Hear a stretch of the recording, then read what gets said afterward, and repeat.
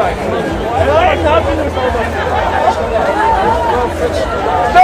what democracy looks like! This is what democracy looks like! Show me what democracy looks like! This is what democracy looks like! This is what democracy looks like! This is what democracy looks like! Billy hates Trump! Billy hates Trump! Billy hates Trump! Billy hates Trump! Billy hates Trump! Billy hates Trump! Billy hates Trump!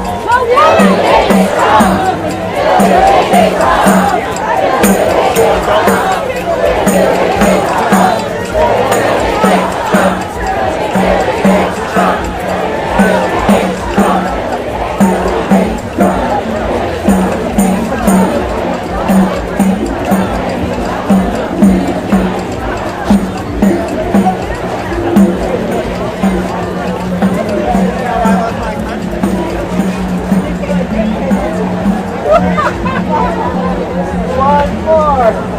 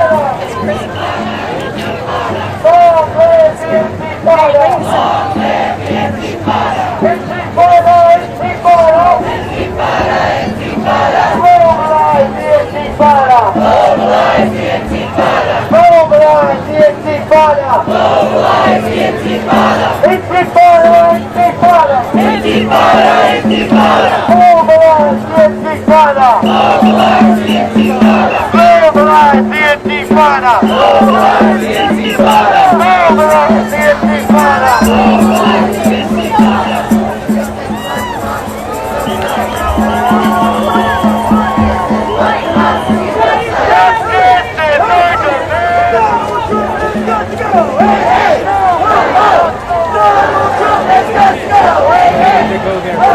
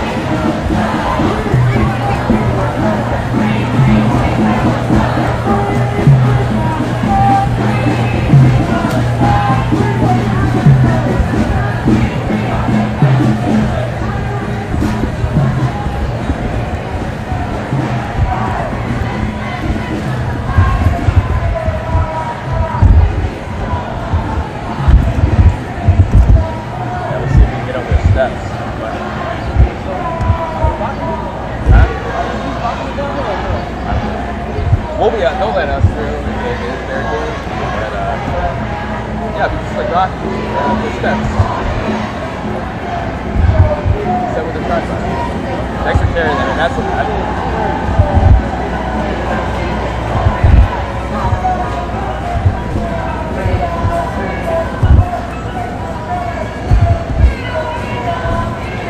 This will probably be the whole day. It's not going to be like, because by the time we wrap here and walk back to the truck, it'll be probably 5 o'clock. It's not ready. It's like 1 o'clock, so it's like, this thing's supposed to go to like 3. But if something happening, like, I guarantee we'll be here probably until 4, and then it'll take an hour to walk back to the truck. It's pretty easy day. Hopefully it's not raining that much. So it's supposed to fall.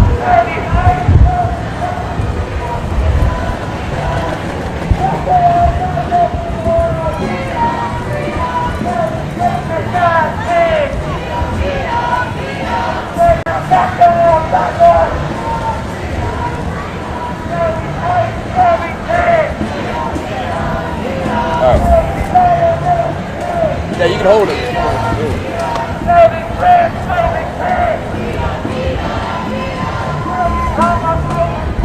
Pop back in there. Solidarity.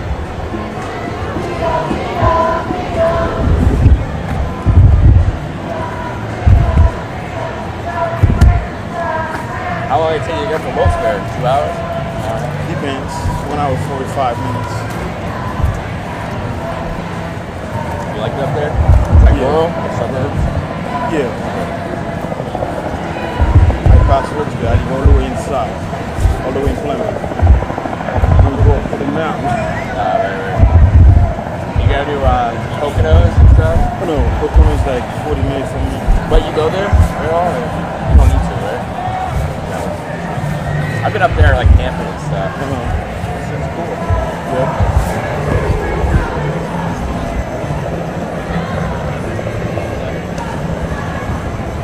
I asked my news director how many people he thinks around here, like 50,000. So I'll see what he says. Well, yeah, I mean, at first when we were sitting there at the square, I was like, yeah, it's like 1,000 people maybe, or whatever. Now, yeah, you're right, it was just packed for like 15 minutes of these people. But yeah, I guess that might be more. Yeah, I mean, they were estimating between 30,000 and 80,000. So this guy said, I think he's at the cover. Right? Yeah, probably.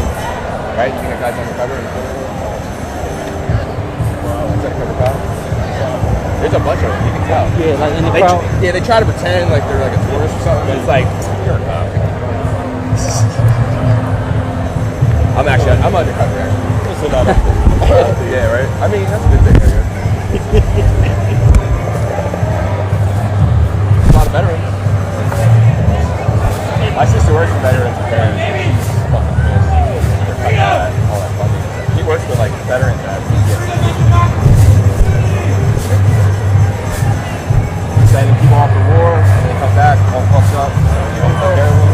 That's what's true. That's what's about the country. You check people from patriotic, and like you don't ever like. If you're a serve, you get free healthcare, free housing, like all that shit. But yeah, it's crazy. It's always poor people. That's the thing too. Like you never get like middle class or rich people to go fight for war. Shit, I mean, I'm in debt. You know, I need to get out of debt or something, or I have a criminal record or some shit.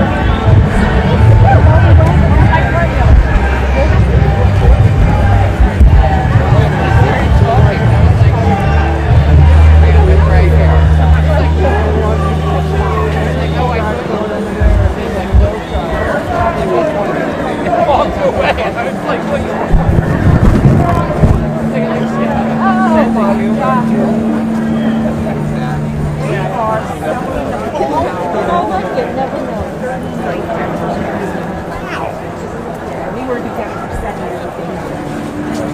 Down 46. It's cool. You know? And we've actually never gone out. Good.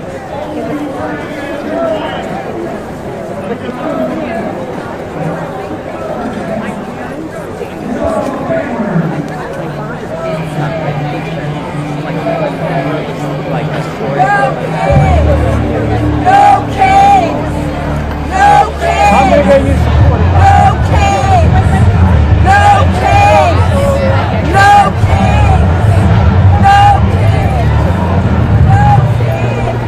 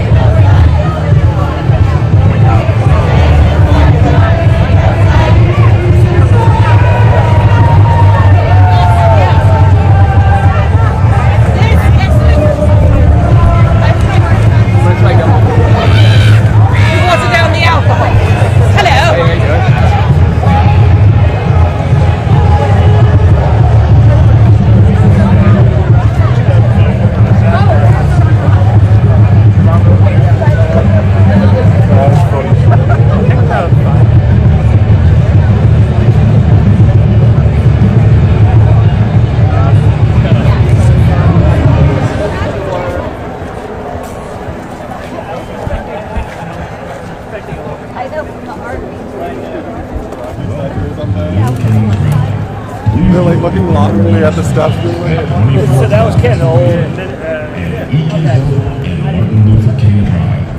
Also, there is a staffed medical tent at the far southwest end of Eakins Oval.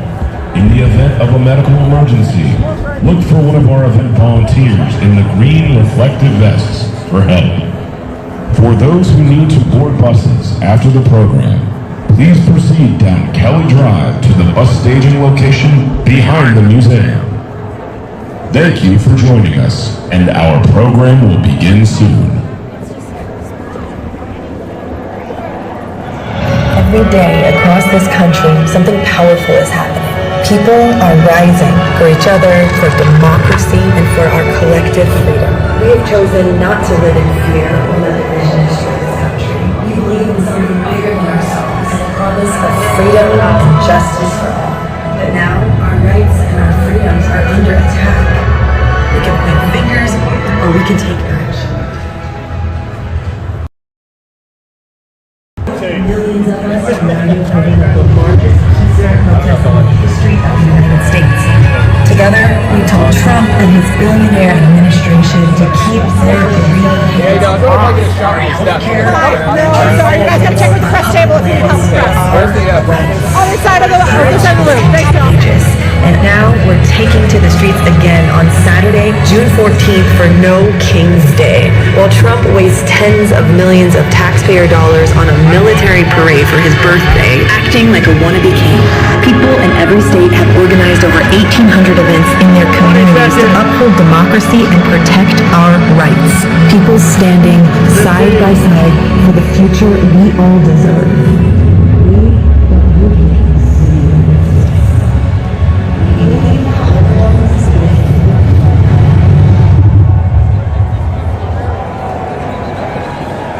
Please welcome Bishop William Barton, President of the Heirs of the Breed and architect of moral London.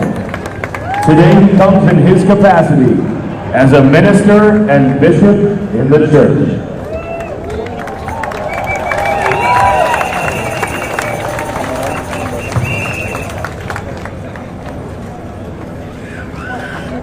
Forward together, not one step back.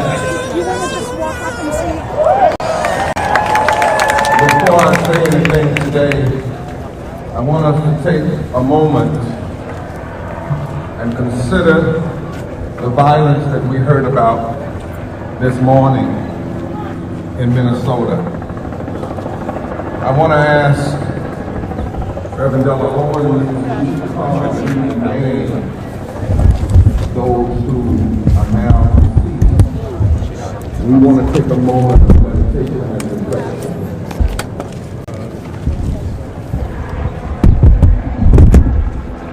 We remember State Representative Melissa Portman and her husband, Mark Portman,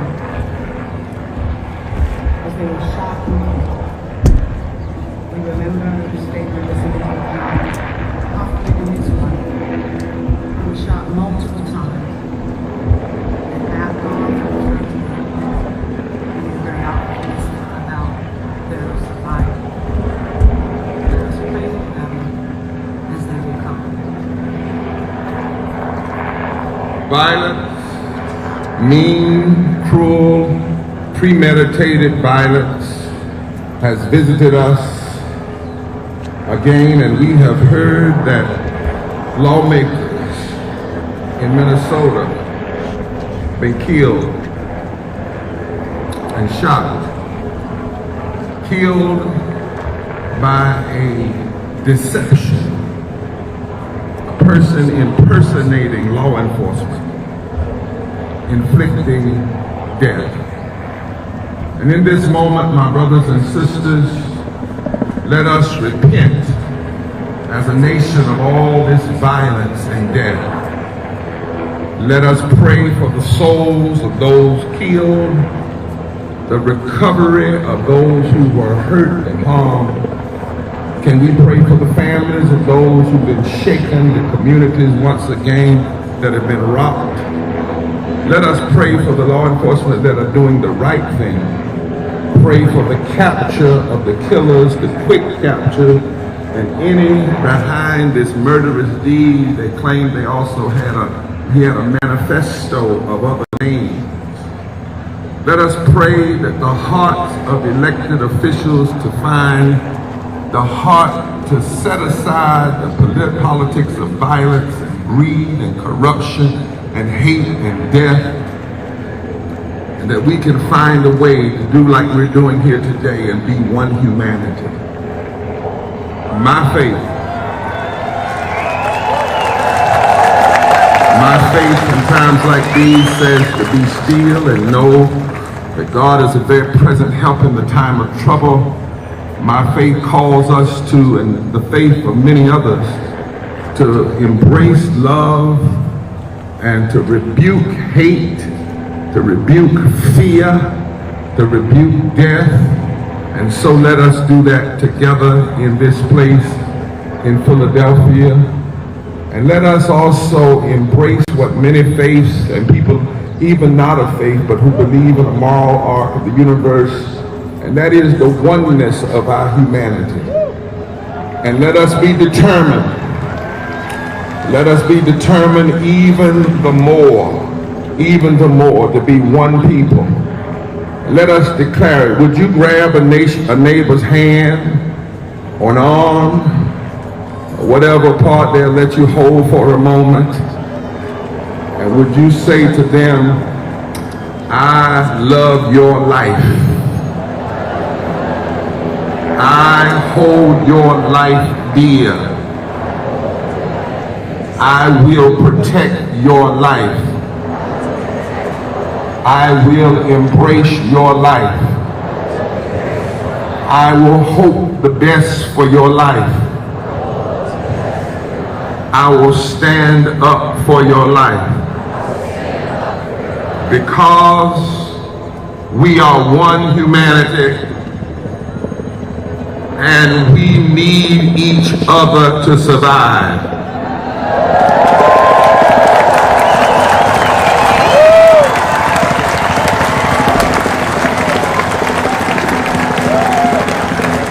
To my friend Ezra Klein and his wife, and all you've gathered today, we the people cannot bow. 2.5 centuries ago, Benjamin Franklin wasn't the name of a broad parkway they could walk down from Love Park to this great gathering in the city of brotherly love. Benjamin Franklin was a living human being in the city of 40,000 people, the largest city in the American colonies at the time. By 1777, there were as many as 14,000 British troops in the occupying Philadelphia. More than a third of the population of the city, because everyday people had to link up with everyday people in other colonies to declare their independence from tyrannical rule.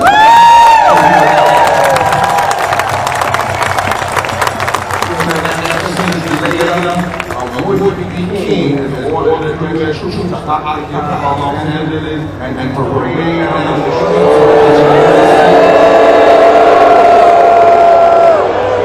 the parade like the long-term forces of Kim Jong-un. But we are here to say, no, that is not who we are.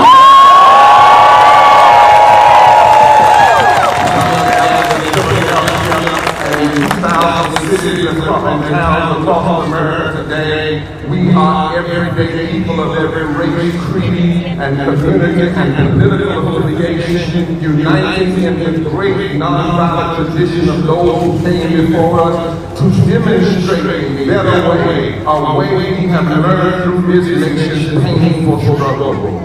The struggles that have taught us that we either go forward together or backwards divided.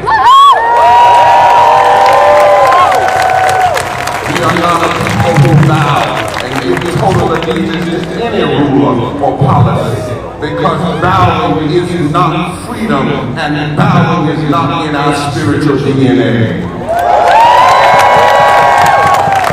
We cannot be who we were made to be unless we are free.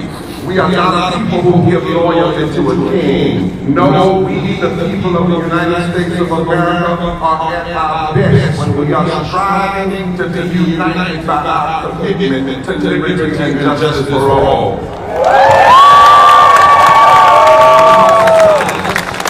America has never been all that she aspires to be, but every stride toward freedom, every step toward a more perfect union has been grounded in this commitment to freedom, liberty, and justice for all. Declaring that we are created equal and endowed by the Creator with certain inalienable rights like liberty and the pursuit of happiness. Writing our Constitution, we the people, in order to form a more perfect union, already that is a confession of our imperfection. We want to establish justice, to provide for the common defense, ensure domestic tranquility, promote the general welfare. These are the principles that have always reminded us, pulled us, challenged us in the deepest recesses of our moral consciousness, that we who believe in freedom cannot rest.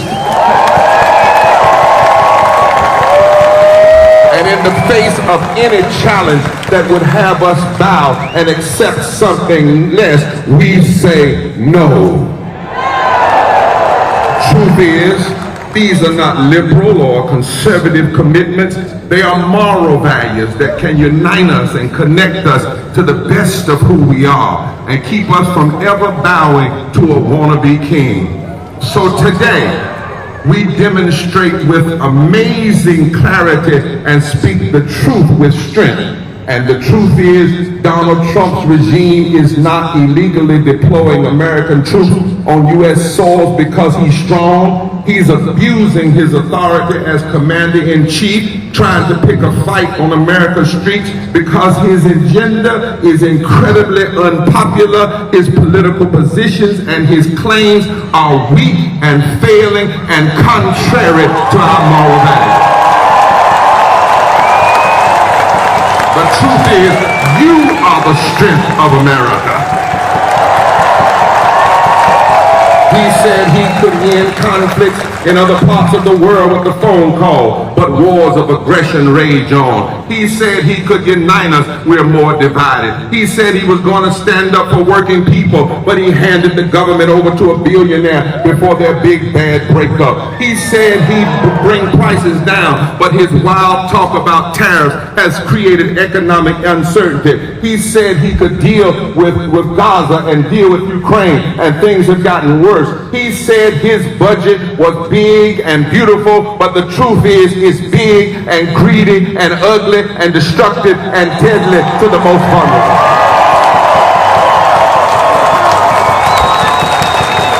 Ezra joined us last week as we've been gathering for Moral Mondays in D.C. since this big ugly budget deal has been before Congress. They have arrested us, but they've not stopped our prayers or our prophetic critique to arrest the consciousness of America.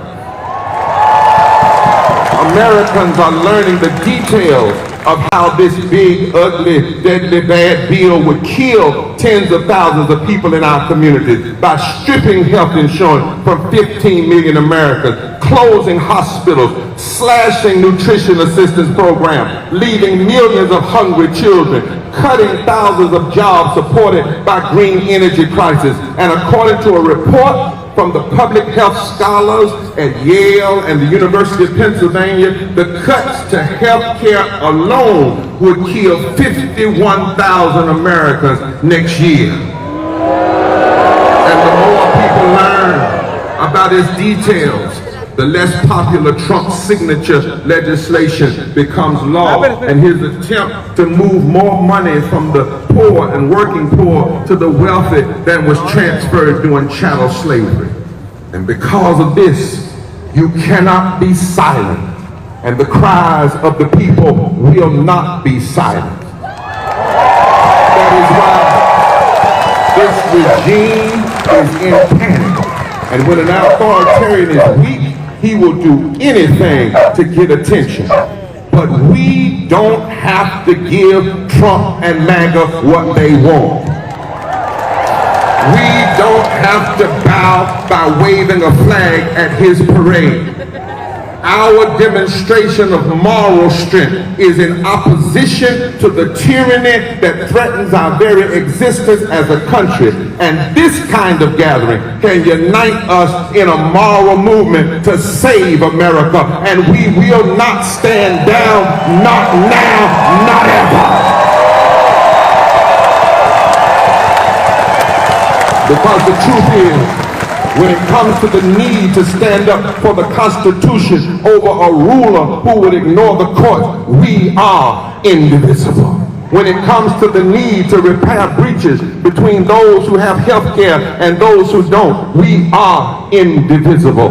When it comes to the conviction that everyone deserves to be treated with dignity and respect, we are indivisible. When it comes to our commitment that no child should go hungry in this, the richest nation in the world, we are indivisible.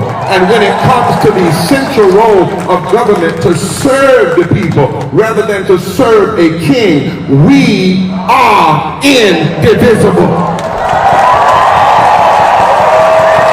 Now might I close as a preacher?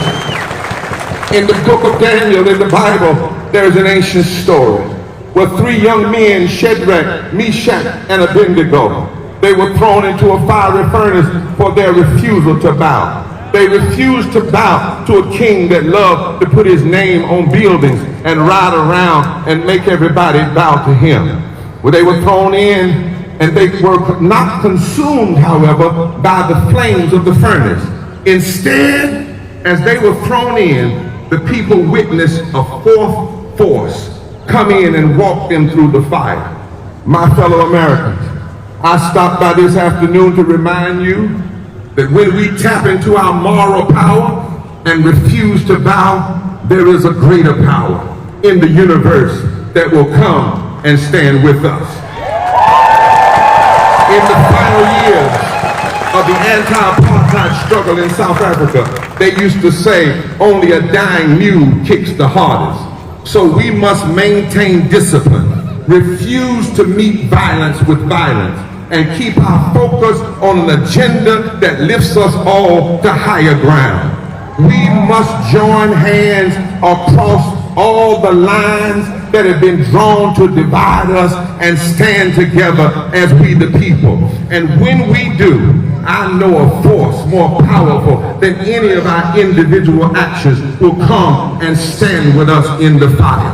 That's what the best of American history has taught us. I stopped by to tell you and remind you today that the force of truth, the force of love, the force of justice, and the force of equality is more powerful than any would-be king. More powerful than brute force, more powerful than mean money, more powerful than big tech feudalism, more powerful than anything we know. When we stand up and when we stand together and when we refuse to bow, we can build a movement to save the heart and soul of America. Are you standing? When the founders refused to bow to King George, a fourth force stood with him. When the slave abolitionists right here in Philadelphia, black and white, refused to bow to the king-like rule of chattel slavery and slave masters, a fourth force stood with him. When women, black and white, refused to bow to those who didn't want them to vote, a fourth force stood with him. When segregationists and Jim Crow politicians' lips dreamt with the words of interposition and nullification, people like Rosa Parks and Viola LaRussa and Fannie Lou and Martin and Rabbi Heschel, men and women of every birth, refused to bow, and a fourth force stood with them. And I tell you, the force of truth and the force of love and the force of equality and the force of justice is more powerful than any would-be king named Trump or MAGA or anything. And so it's time for us to stand together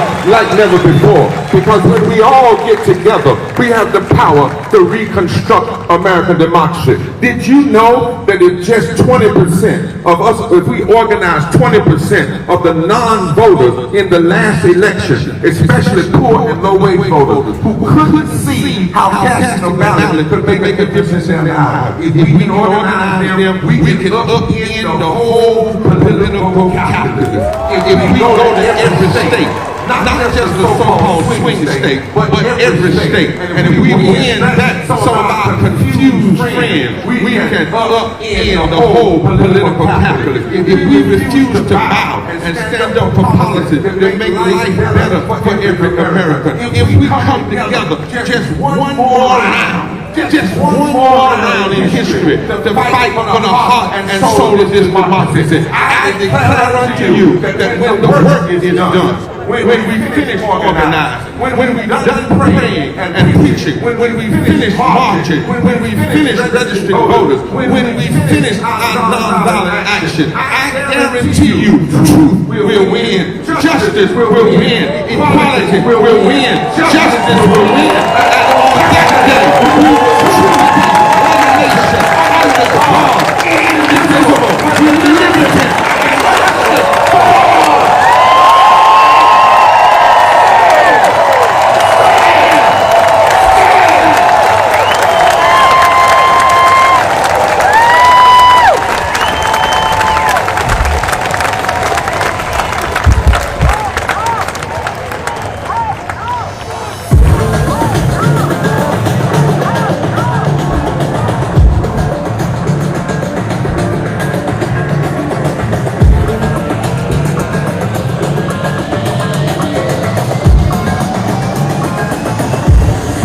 Please give a warm Philadelphia welcome to Congressman Jamie Raskin.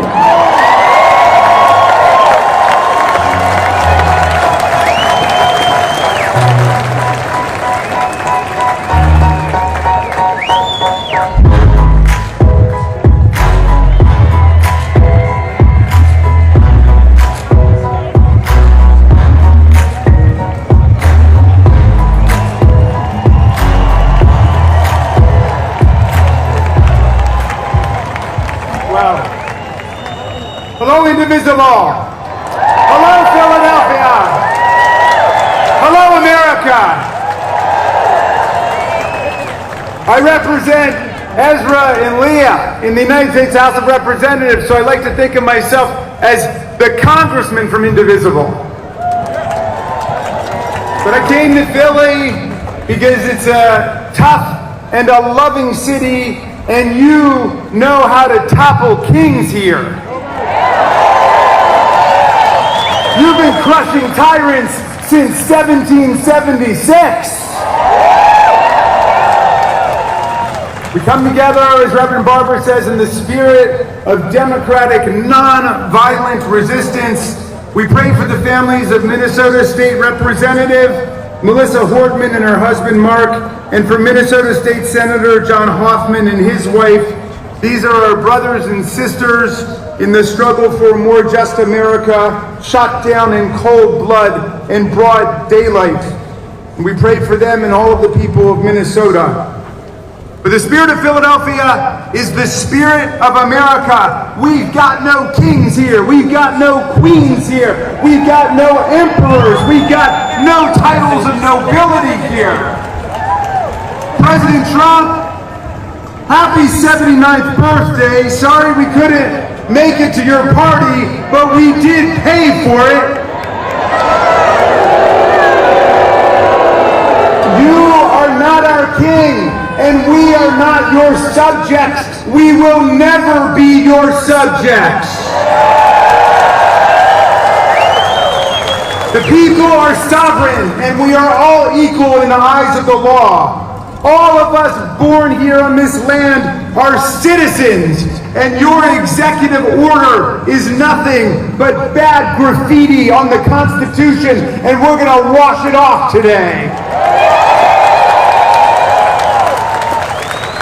We've got no kings and we've got no slaves. We've got no masters and no serfs. Those of us who aspire and attain the public office are nothing but the servants of the people. And the moment that somebody in public office begins to act like the master of the people, that is the moment to evict, eject, reject, impeach, try, convict, and start all over again.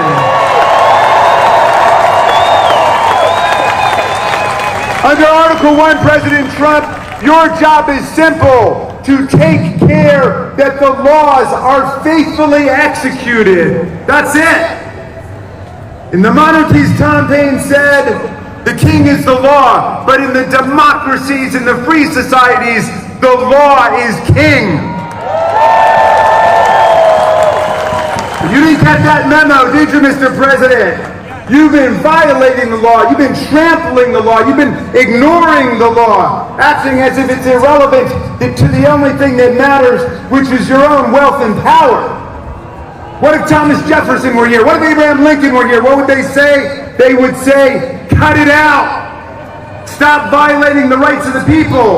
Stop trespassing on the powers of Congress. Stop staging provocations against the members of Congress and other parts of the government. Stop violating the orders of the courts. President Trump, your gangster state just threw Senator Padilla to the ground, kneeled on his back, and handcuffed him. Your agents barged into Congressman Nadler's office and handcuffed and traumatized his young staffer. Your guys arrested a judge in Wisconsin. You indicted Representative LaMonica MacGyver from New Jersey on phony charges, and she now faces 17 years in prison. You're terrorizing American communities. with masked men in unmarked cars arresting people without warrants. You pardoned 1,600 felon rioters and insurrectionists who brutally injured 140 police officers on January 6, 2021. You're auctioning off pardons to Republican criminals in D.C. like they're selling cheesesteaks in Philadelphia. You're a billion-dollar crypto king now who dropped dozens of charges against crypto scammers. And now you want to fly around on Bribe Force One, an illegal $400 million jumbo jet grift from the emirs of Qatar. You sent the Marines to California. You hijacked the National Guard there. You threatened to seize the lawful power of the governor of California, the mayor of Los Angeles, and the chief of police, and you threatened to send heavy force to cities all over America this weekend to remind us of your love. But you know what? I don't see anybody trembling in Philadelphia today. I don't see anybody hiding behind the couch trying bone spurs today. It's raining and I see nothing but tens of thousands of patriots wherever I turn. And we paid for our own rally today. It's not on the taxpayers. We marched with millions of people across America to celebrate not the people in power, but the power of the people. We march in cadence with the great civilizing, nonviolent movements of American history, the abolitionists, the suffragists, the bonus marchers, the civil rights movement, the women's movement, the labor movement, the peace movement, the women's march, the environmental movement, the LGBTQ movement, March for Our Lives, and the climate movement. We may not be founding fathers in the 18th century, but we are founding fighters in the 21st century.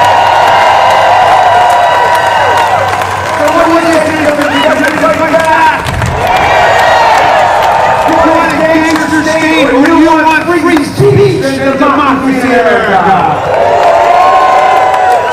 You want a king? You want a king who thinks like all kings that women are his property and he can grab whomever he wants, wherever he wants? Or do you want a democracy run by strong women and strong men, strong enough to be the allies of women and not their attackers?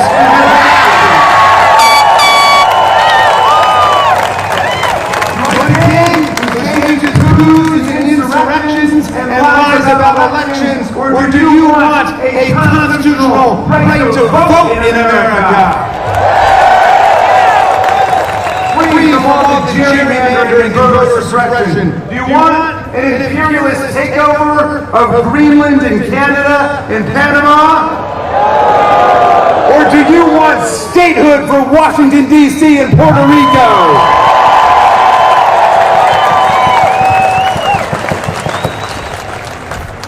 Hey, you want a king who tries to erase history and disappear the truth? Or do you want Bruce Springsteen who tells them the truth all over the world?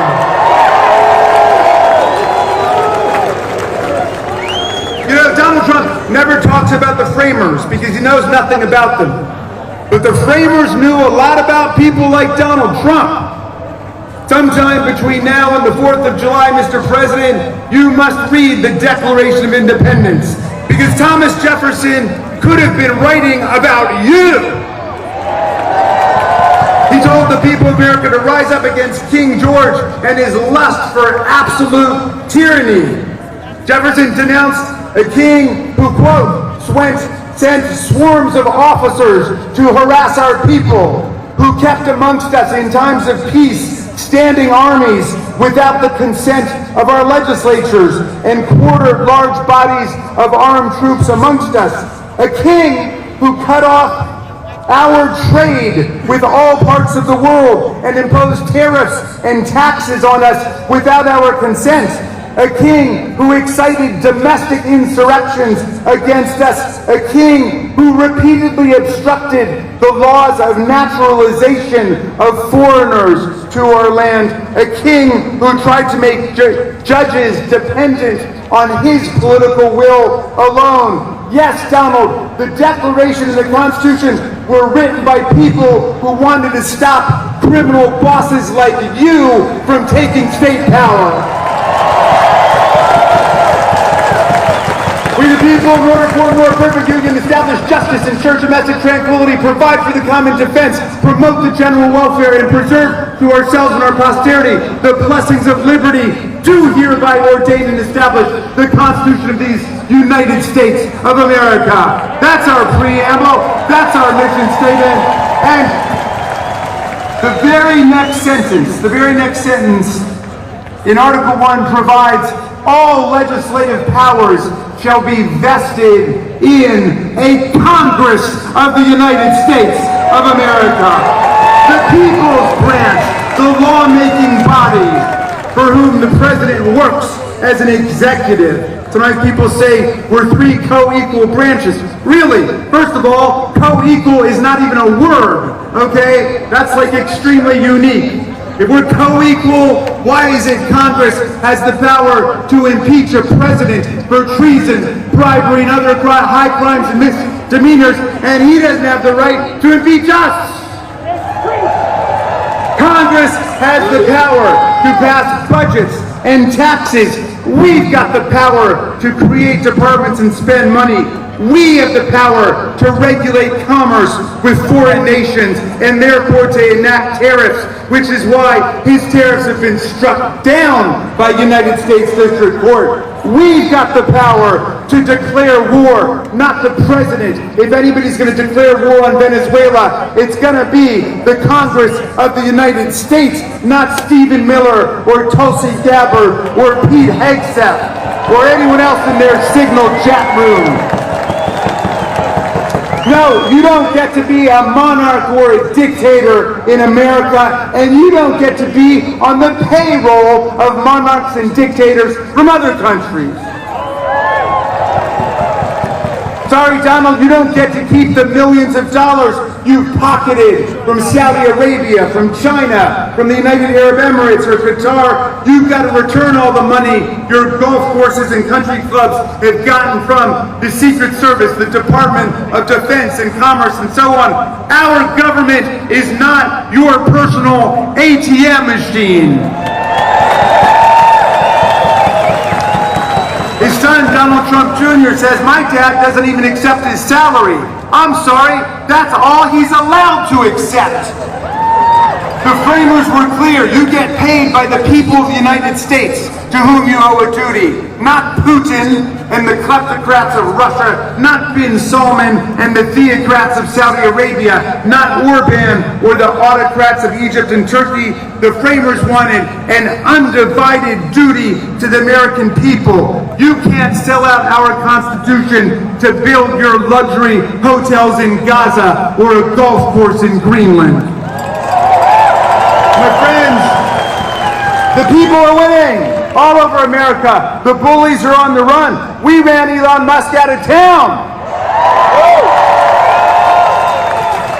And Musk now says that Trump should be impeached, and Trump says that Musk should be investigated for his tens of billions of dollars in federal contracts, and for once, they're both right.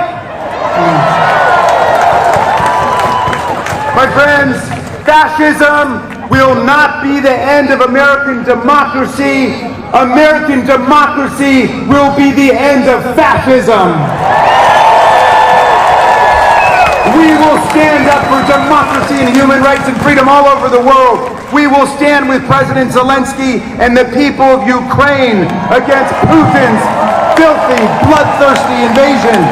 We will stand with the people of Greenland, the people of Europe and Africa, the people of Canada and Mexico for our common right to trade with each other, to respect each other, to travel and migrate and seek asylum without fear and without terror. We are the ones fighting against terror and tyranny today. And I look at you today, Philadelphia, and I know we are winning. We are winning.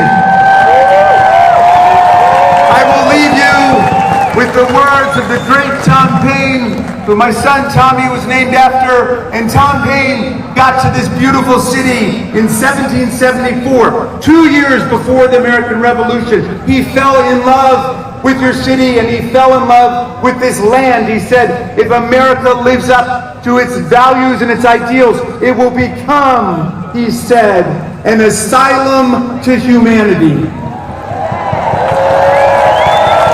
Not an insane asylum, mind you, okay?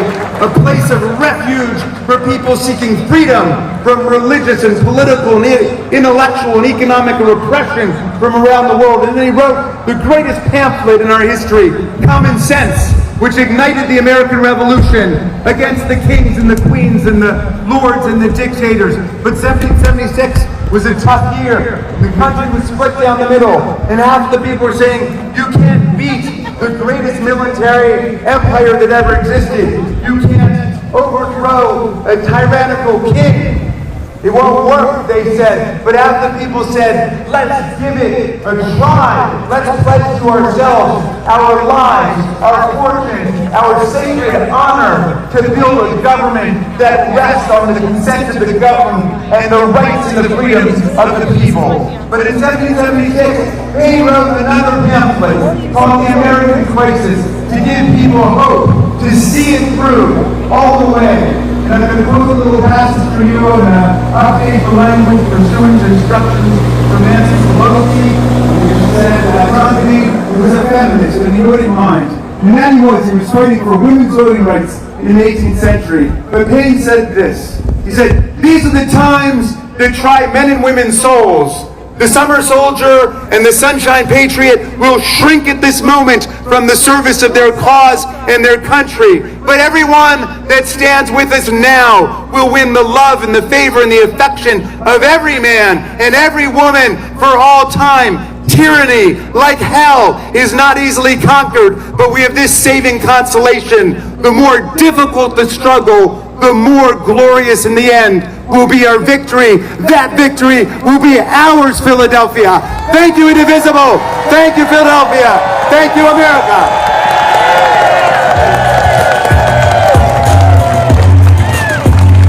Please welcome to the stage Martin Luther King III and Andrea King Waters.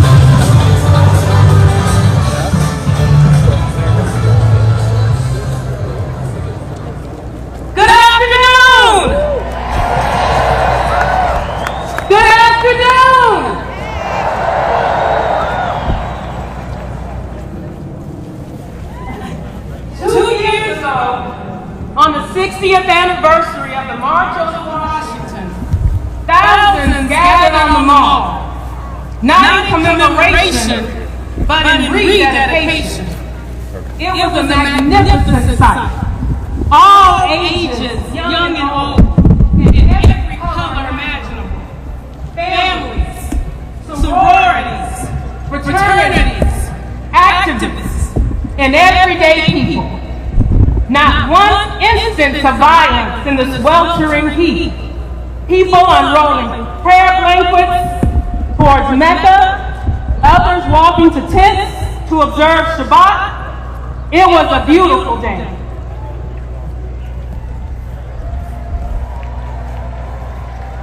And 700 miles away in Jacksonville, Florida, a gunman with a swastika carved into his weapon opened fire in a predominantly black community and shot dead 3 people.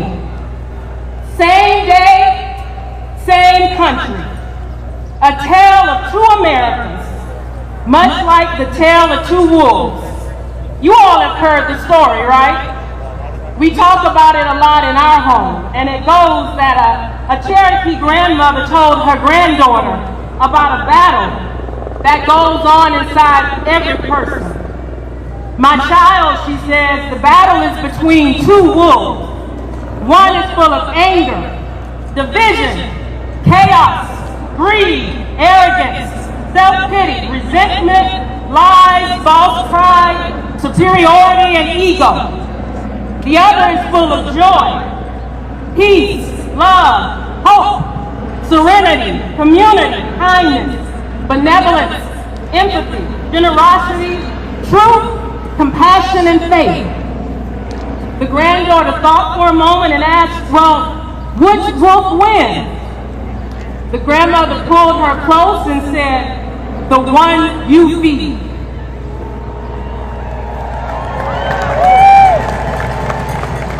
I stand before you today, not in anger, but in love. Not the sentimental kind, but a bold, unwavering, truth-telling love. A mother's love, a people's love, a love that says, I will fight for you, even when I don't know your name.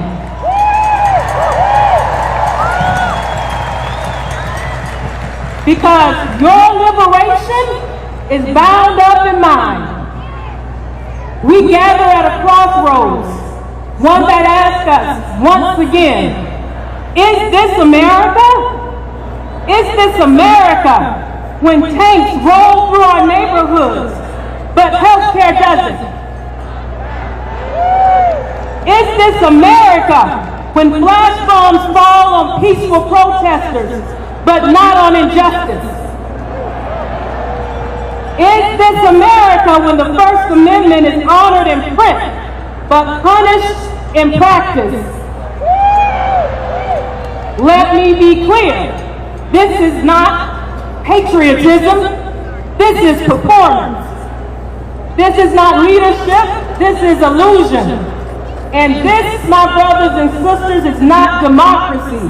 This is the creeping shadow of authoritarianism, cloaked in power and pride. But we will not be deceived by noise and spectacle, because the true strength of this nation is not in its missiles, but in its morality.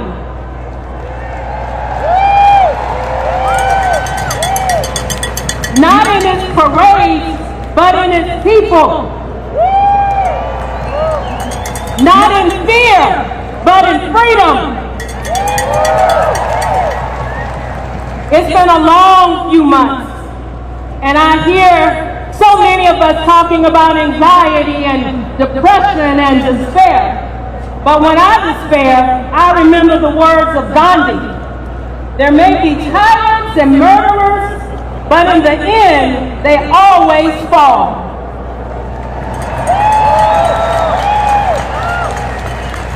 Because truth force, what he calls soul force, satyagraha, is more powerful than any other weapon. That's the force of love. That's the force of justice. That's the force of everyday people saying enough.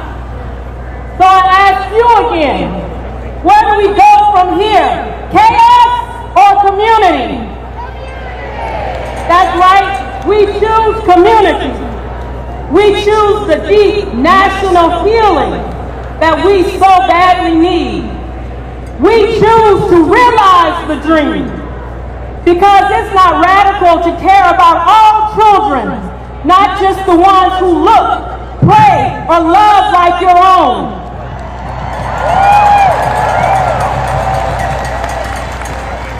It's not radical to believe in the words carved on the base of the Statue of Liberty. Give me your tired, your poor, your huddled masses yearning to breathe free.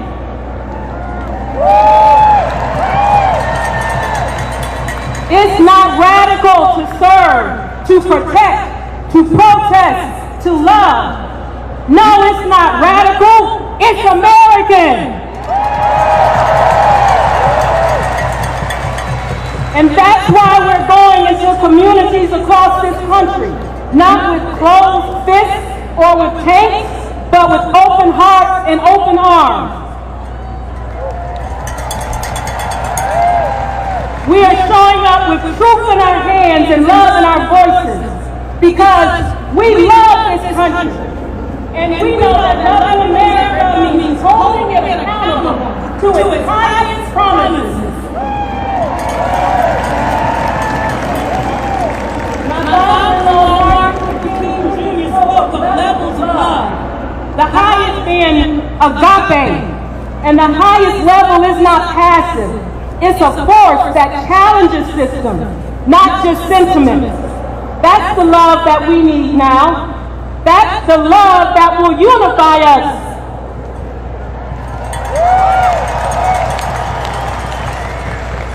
So let us raise our voices, not in hate, but in hope. Let us march, not to divide, but to build. Let us love, not to escape the struggle, but to endure it together.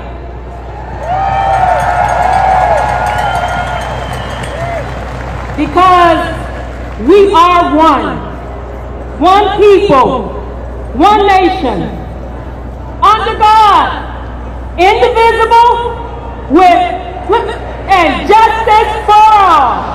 Thank you.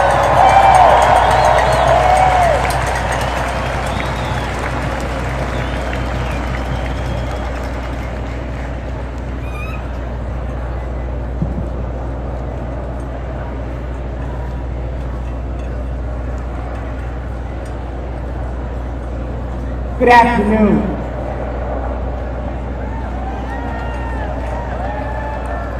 Let me first say that we send all of our prayers and support to those families that lost their loved ones who are elected officials in Minnesota. We also today must start, because I come from the nonviolent tradition, as many of us do. And I can't imagine what my father nor mother are thinking as we go through this period of history. Beyond the fact that we must stay engaged and stay on the battlefield and until truth, justice, freedom, and equality exists for all humankind.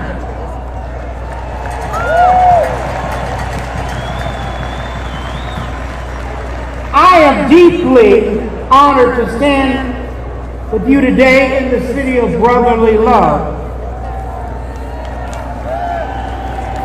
A city steeped in the dream of liberty, a city that birthed a nation, and a city that has long carried the flame of resistance in the face of oppression.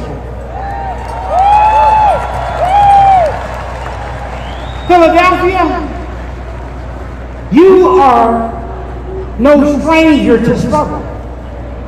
You were a sanctuary for runaway slaves, a refuge for the righteous abolitionists, a crossroads for the Underground Railroad, and today you are once again a sacred ground where justice calls and freedom answers.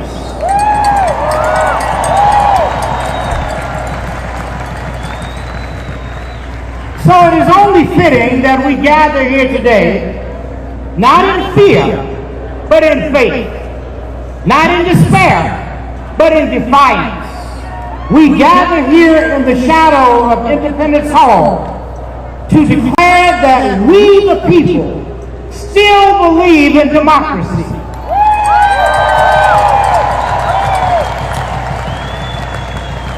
We still believe in justice. And we still believe in a nation without kings, without tyrants, without rulers who place themselves above the law. We are here to say this land belongs to the people, not to the monarchs, not to the autocrats, not to strong men, but to the people. Just as the generation of 1776 cast off the crown and proclaimed a republic, we, the generation of 2025, pledge to keep faith with that sacred inheritance and let it be known to every corner of this land. We will not let democracy die on our watch.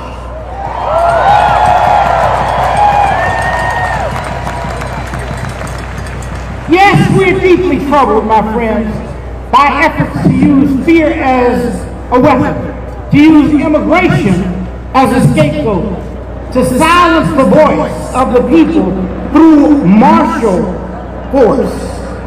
But we are not afraid, we're not intimidated, and we will not be moved. We will stand, we will march, we will sing, and we will speak peacefully, powerfully, and persistently until justice rolls down like waters and righteousness like a mighty stream.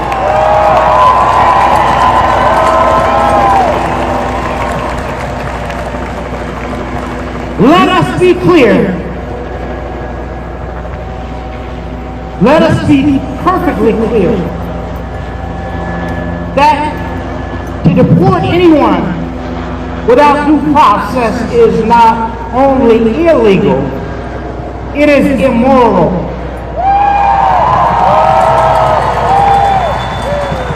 It is a betrayal of our Constitution and our highest value. We are one nation under God, indivisible, not with division and detention, but with liberty and justice for all. We reject the militarization of our streets. We say to those in power, if you want to honor our armed forces, do not parade them through the streets like pawns on a chessboard. Honor them by caring for their bodies, their minds, and their futures. Honor them by protecting democracy, not parading over it. Let us use those hundreds of millions of dollars not to inflate egos, but to uplift the people. Use it to fund our schools, to heal our sick, to protect our elderly, to care for our veterans. That is real patriotism. That is real love of our country. And I say to every protester, every marcher, every dreamer in this moment, commit yourselves to nonviolence. Not merely as a strategy, but as a way of life. My father taught us that nonviolence is the sword that heals. It is the weapon of the strong. It turns enemies into friends and injustice into redemption. Every gain of the modern civil rights movement that was made was won through disciplined, determined nonviolent love, I should say. Remember, the forces of repression are watching for us to slip up. They're waiting to point at a broken window and ignore a broken system. They're waiting for an excuse to crush what they cannot control. We must not give it to them. Even one act of violence can undo the moral power of 1,000 voices. So let our protest be loud, but let it also be loving.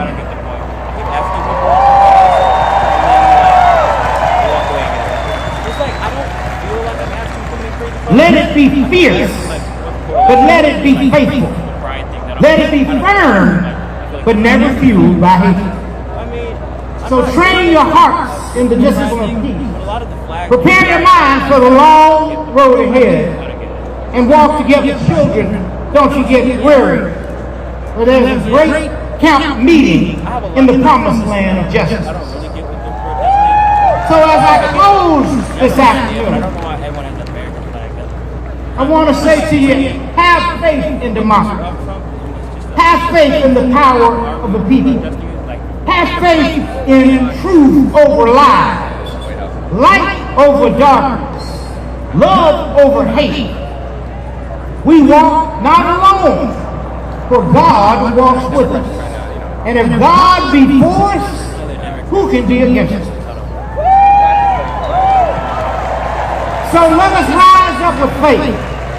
Let us march on with courage.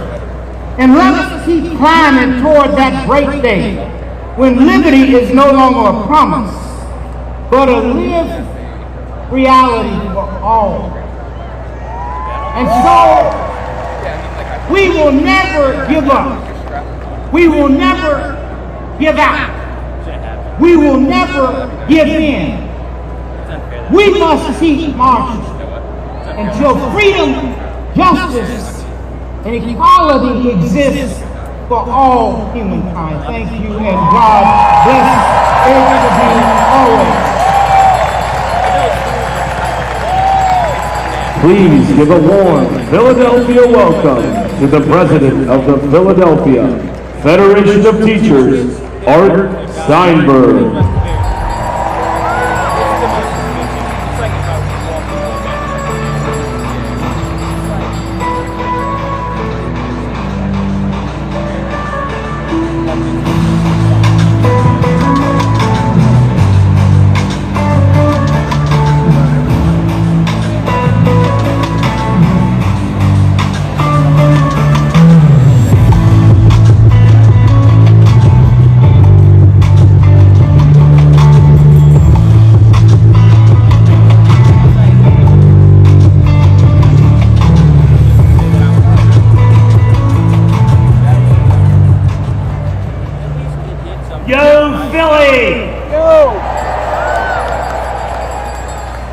Welcome to all of you who are here with us in the cradle of liberty, from Southeast Pennsylvania, New Jersey, Delaware, Washington, D.C., and beyond.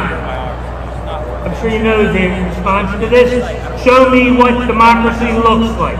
This is what democracy looks like. Show me what democracy looks like.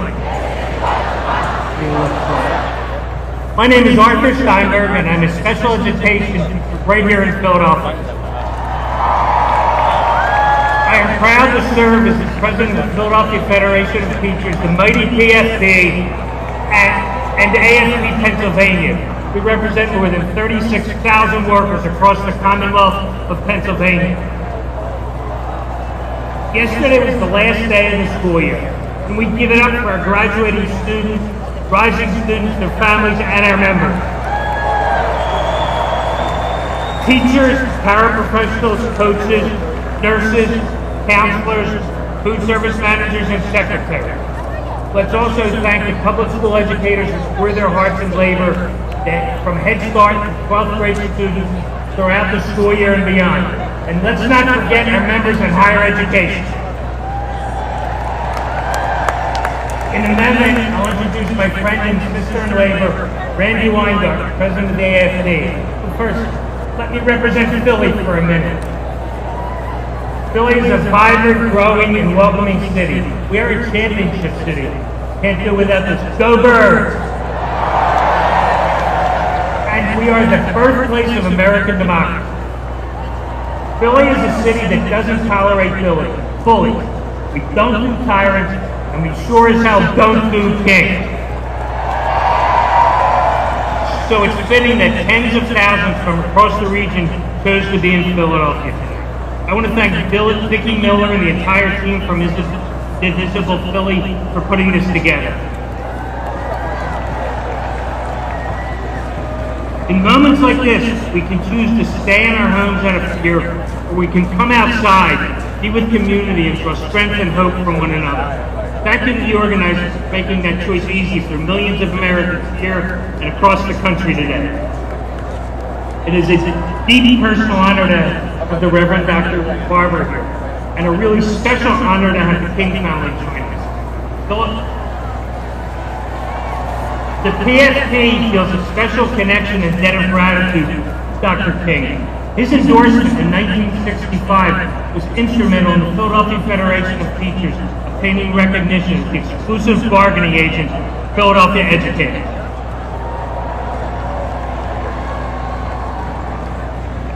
Today in our nation's capital, gross misuse of public resources occur, all in service to Donald's ego and insecurity. I have a suggestion for fixing your unpopularity, Donald. Stop running the most corrupt, incompetent, and violent administration of our lifetimes. And keep your armed federal agents away from our schools and students. Trump and his fellow oligarchs seek to rule us like kings. They believe their wealth gives them the right to pick and choose who among us gets to eat, goes to school, receives life-saving vaccines and medical care, and who is able to leave freely. Touch the medicated snack with literally steel-feed medicine from the mouths of babes. You can see my union's members wearing their signature PFP red here today. Check out our signs. Trump is not the first wannabe king we've had to resist. Power-hungry billionaires like Jeff Yass have been trying to buy our democracy. Yass is a billionaire and the richest man in Pennsylvania. He's been getting rich off K-12 education for years. He's also a tax dodger. When we leave here today, Google Jeffrey Yass and then ProPublica, who uses his obscene wealth to attack public education. That only kids of the wealthy will have access to college and careers of their choice. If we want to take back our democracy, we need to take back power, not just from Trump, but from all the mini-Trumps correcting government for their own ownership. I'm going to end on a high note and one of optimism. You can organize your way to better government at the local level, and those wins build towards bigger wins. In towns not far from here, we've seen neighbors who value public schools take on religious ideologues on school boards who are banning books and win. Taking back power is up to each and every one of us. In the words of our two-time Super Bowl champion Philadelphia Eagles, we all we got, we all we need. Let's become the agents of hope and aspiration. Win a fairer, freer America, give our communities the resources they need to thrive. It is now my great pleasure and honor to call up Randy Weingarten, president of the 1.8 million member strong AFD. Thank you.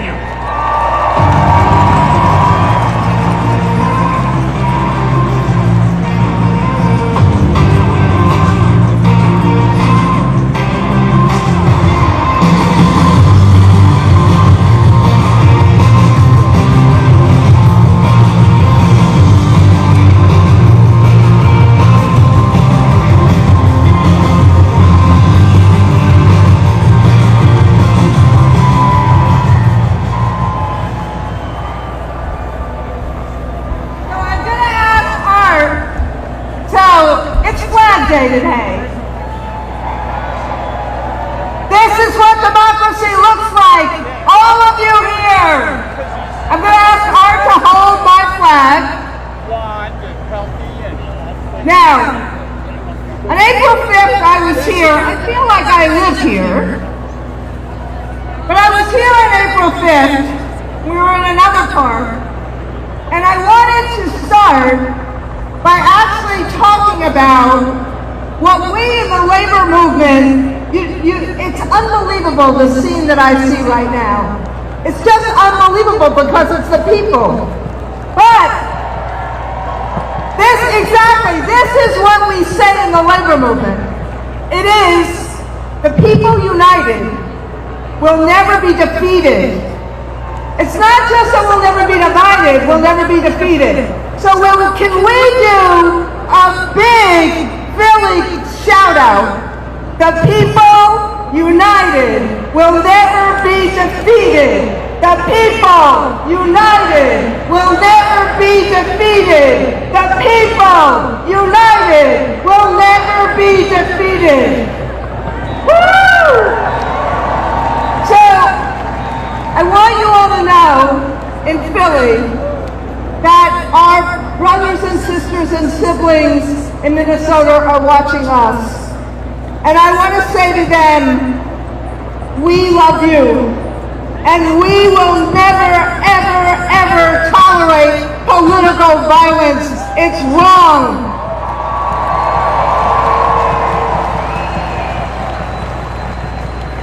As Martin Luther King's son said, we need to practice, not just as a strategy, but as a way of life, peaceful nonviolence. Now, Philly, you know this. You don't need a social studies teacher to tell you this. You are the birthplace of our nation. You are the birthplace of our democracy. You are the birthplace of our Constitution. And you're the birthplace of Rocky.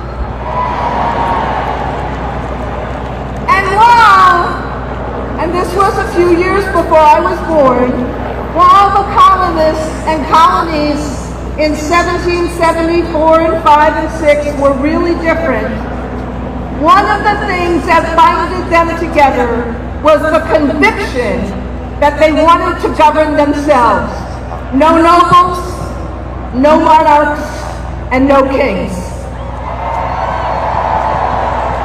Now, Congressman Raskin said a little bit of this already. He quoted the Declaration of Independence already. But there's one statement of it I want to requote, which is, a tyrant is unfit to be the ruler of a free people. We need the current president to actually read that language. Well, I think he knows how to read. We just want him to read it. Now, our founders, and excuse the social studies lesson, but our founders said no to kings 250 years ago precisely because they believed in the consent of the governed. Although, and they were far from perfect, they did believe in the values we now try to make real today: freedom, liberty, justice, and opportunity for all.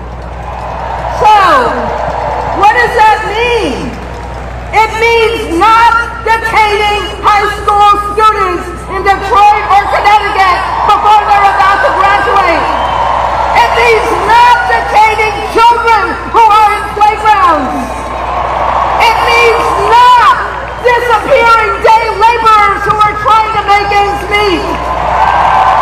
It means not handcuffing seamstresses who are trying to be at work or arresting a union leader trying to stop this cruelty. It means not assaulting a U.S. senator trying to peacefully fight for the people he represents. Or arresting a mayor or a congresswoman because they're just doing their jobs.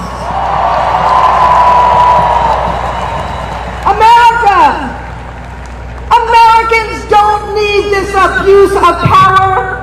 We need power to be vested in the people. And that's what I see today. And that's what this split screen is today. Thousands of people standing up peacefully for our values, for American values, including the values of making sure everyone can speak and peacefully assemble. And why? And that's why many of us are holding an American flag, because we care about our country. We care about opportunity. We care about the people of America, and we care about each and every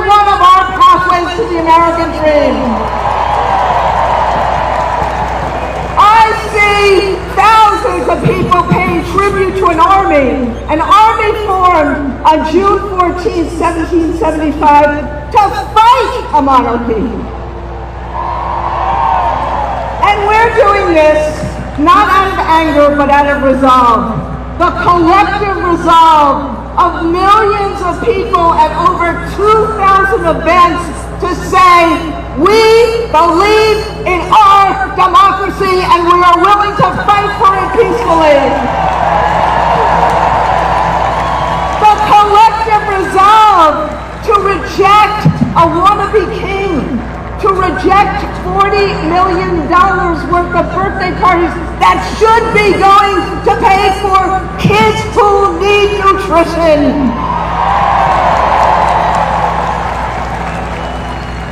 We reject the diminishment of our rights to assemble and associate and speak. Philly, this is what democracy looks like. Organized, hopeful, and bold. Literally the rule of the majority. And let me talk for 1 minute or two about my union.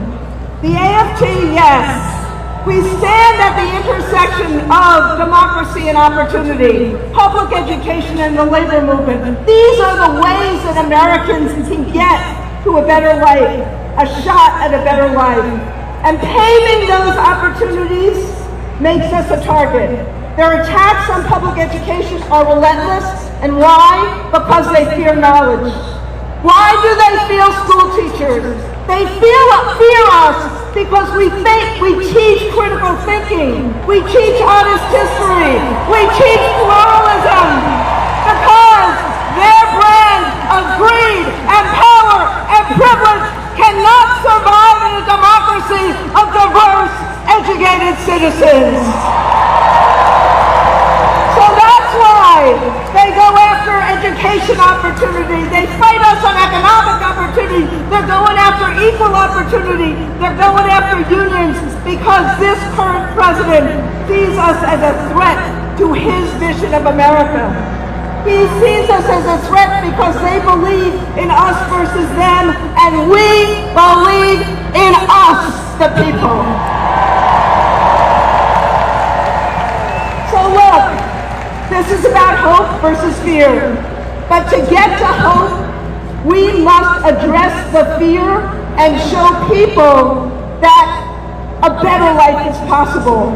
Without a voice in our democracy and a voice at work, frankly, our fight against kings would be hollow.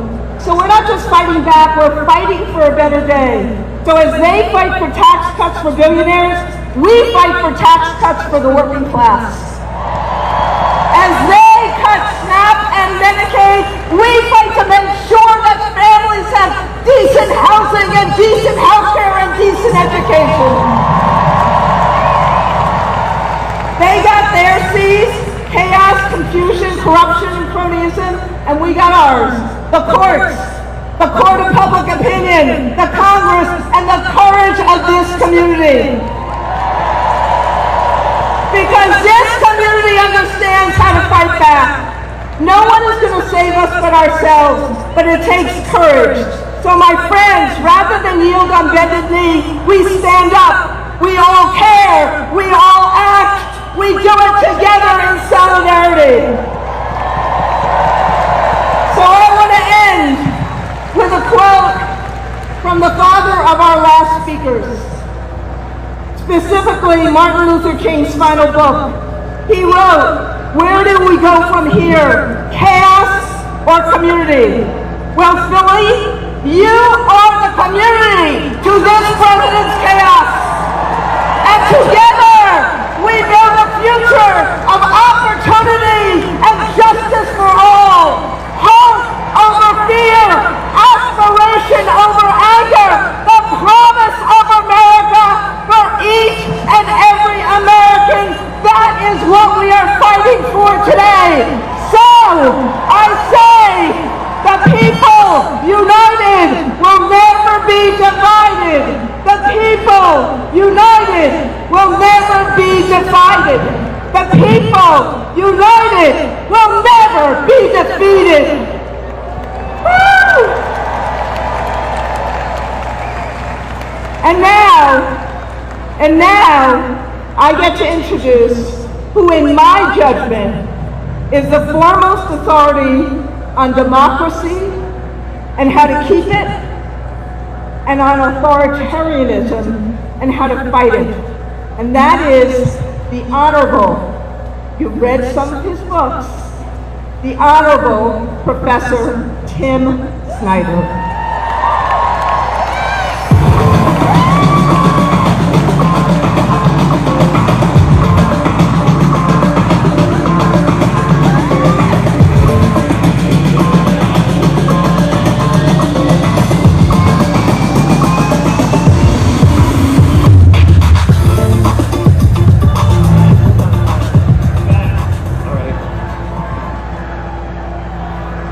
So first of all, I want to, hey Philadelphia, I have never seen a more beautiful sight than this today. Thank you for being here. Can we hear it again for the leader of the president of my union, Randy Weingarten? Woo! And for her amazing, amazing words. Yeah. So I need some help. I need some help. I have one thing to say to you, and it is no kings, freedom. No kings, freedom. But as Randy says, and she's right, that I know something about authoritarianism. The thing that I know is that it can only be fought together. So I'm going to say no kings, and I want to hear if there's anybody out there who can say freedom. No kings. No kings. No kings. That's right. We don't want kings. We don't want fascists. We don't want oligarchs for very simple reasons. Those people cannot represent us. They are surrounded by the hirelings, by the minions, by the bootlicking billionaires. And what they will do and what they are doing is taking away the future, taking away our health, destroying the environment around us, taking away our rights. That is what they are bringing to us. No kings, no kings, no kings. But freedom means hands off. Freedom means no deportations in the streets. Freedom means no violence against peaceful American citizens and everybody in this country. But freedom also means a nature with which we're in harmony. Freedom also means a government that works. Freedom also means equality, health care. Freedom also means the American dream. No kings, no kings, no kings. When I was a little kid, my parents brought me to this city to see the Liberty Bell. And that was very meaningful for me because we had a bell on the farm, and I thought about that bell as the Liberty Bell, and I rang as a little kid. We came, we saw the Liberty Bell, and that was wonderful. But as I grew up, I learned some things. I learned that the Liberty Bell wasn't called the Liberty Bell in 1776. You know this, right? You're from Philadelphia. It was called the State House Bell. It was the abolitionists who called it the Liberty Bell. It was the people who met the challenge of slavery who called it the Liberty Bell. And then it was the women's suffrage movement who called it the Liberty Bell. And it's because of them that we now all call it the Liberty Bell. And what do we learn from that? We learn that in history, first no kings and then freedom. And we learn that you only make progress for freedom with struggle, and you learn that you only make progress for freedom with allies who you learn from. So, no kings is today, freedom is tomorrow. No kings today, freedom tomorrow. We act together today, and we keep acting tomorrow. We make a new friend here today, and we do something with them tomorrow. We meet somebody we admire today, and we do something with them tomorrow. We meet somebody who's a little more courageous than us today, and we do something with them tomorrow. Today, no kings, tomorrow, freedom. There is a better America out there. There is a better America underneath. There is a better America that we can see. There is a better America that we can make. History is in our hands.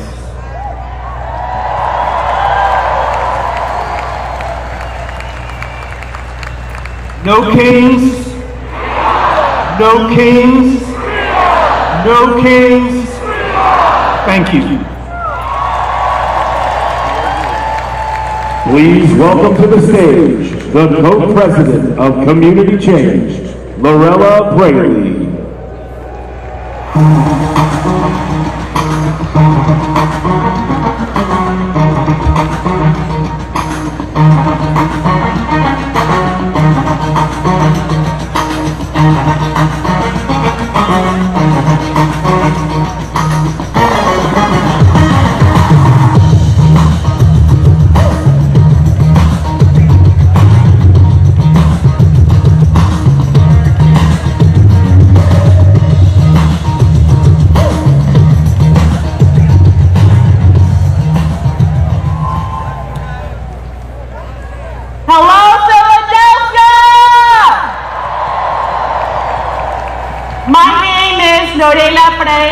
And I'm here today as the co-president of Community Change, where we organize every day for a multiracial democracy and an economy rooted in dignity and justice.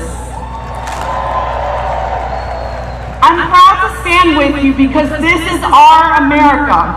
And in our America, we don't do kings. That might sound like a slogan, but it's more than that.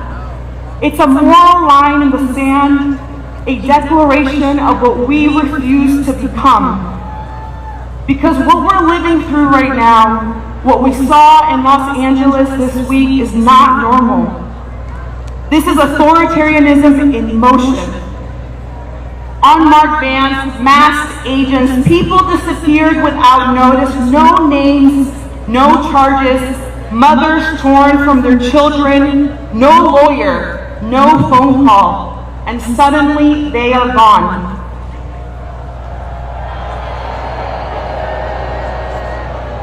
That is not our America.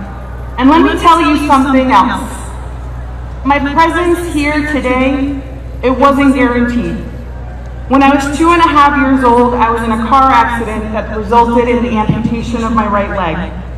At that time, my family lived in Peru, and my mother made a courageous decision.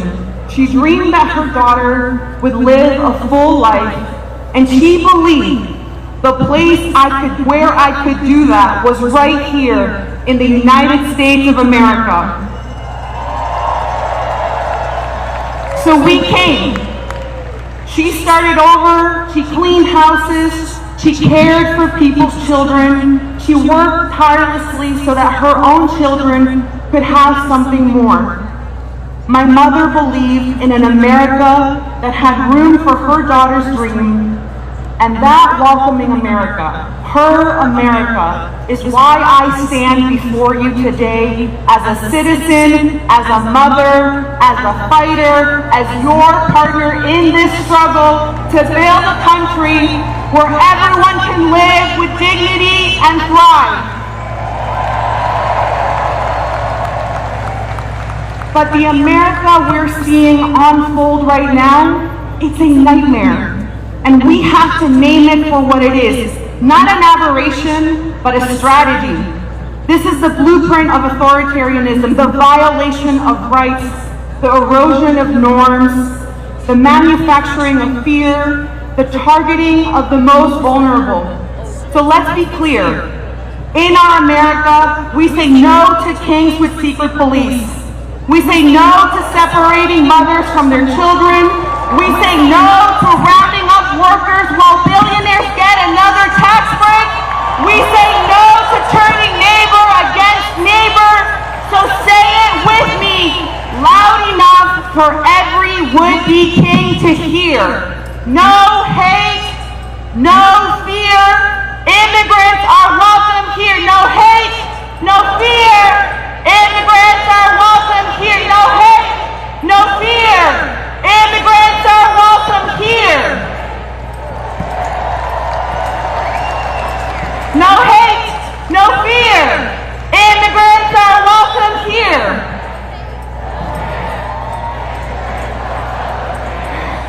Thank you. So I also want to talk about another truth in this moment, which is that there are a lot of people hurting. Rents have skyrocketed. Childcare costs more than your mortgage. Health insurance doesn't cover your health. You go to the grocery store and you ask yourself, how am I supposed to feed my family this week? That pain is real, and Trump is exploiting it to consolidate power. When people are hurting, it's easy to look for someone to blame, and that's what he's counting on. Because he doesn't want you to look at him or the billionaires he's shielding. He wants you to blame your neighbor, to fear the immigrant, to believe that someone else's survival is a threat to your own. But here is the truth. Trump is cheating working people. He is using immigrants as scapegoats to distract us while he steals from all of us. We have seen wannabe kings before. They rise by stoking fear, by criminalizing the vulnerable, by looting from the many to enrich the few. We believe in something different. We believe every person has worth, that families belong together, that workers deserve dignity no matter where they were born, that democracy isn't guaranteed. It is something we build together, and above all, we believe our solidarity is stronger than their fear. So what do? We rise, we organize, we show up, we link arms across race, across faith, across difference. We hold the line, and then we move the line. Because we are not just resisting, we are reshaping and rebuilding this country from the ground up. Ahora yo quiero hablar con mi gente latina.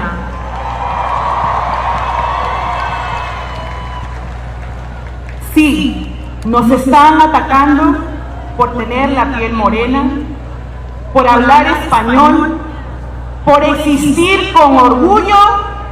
Nos quieren borrar, pero no podrán. Porque venimos de fuerza, de lucha, de esperanza, de campos sembrados y calles marchadas, de madres que no se rinden y pueblos que no se doblan.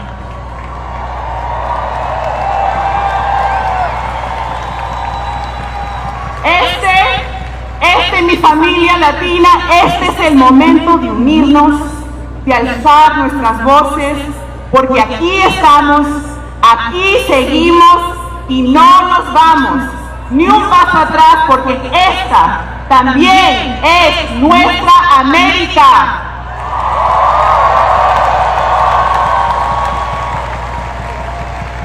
So, we're going to wrap this up, or I'm going to wrap my part up.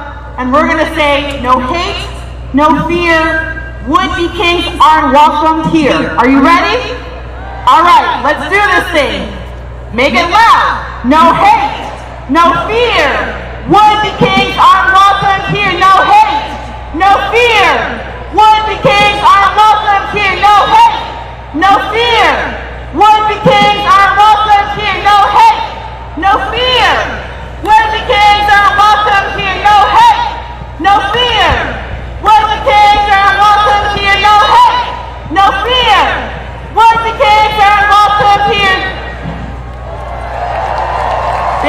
you. Thank you, Philadelphia.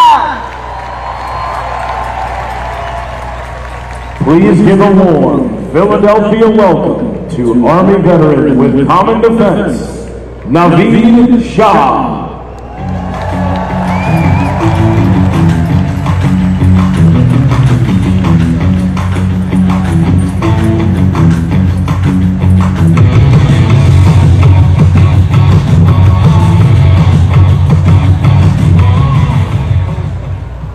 What's up, Philadelphia? Good afternoon, everybody. My name is Naveed Shah, and I'm the political director of Common Defense and an Army veteran. I'm honored to address you today on behalf of veterans everywhere.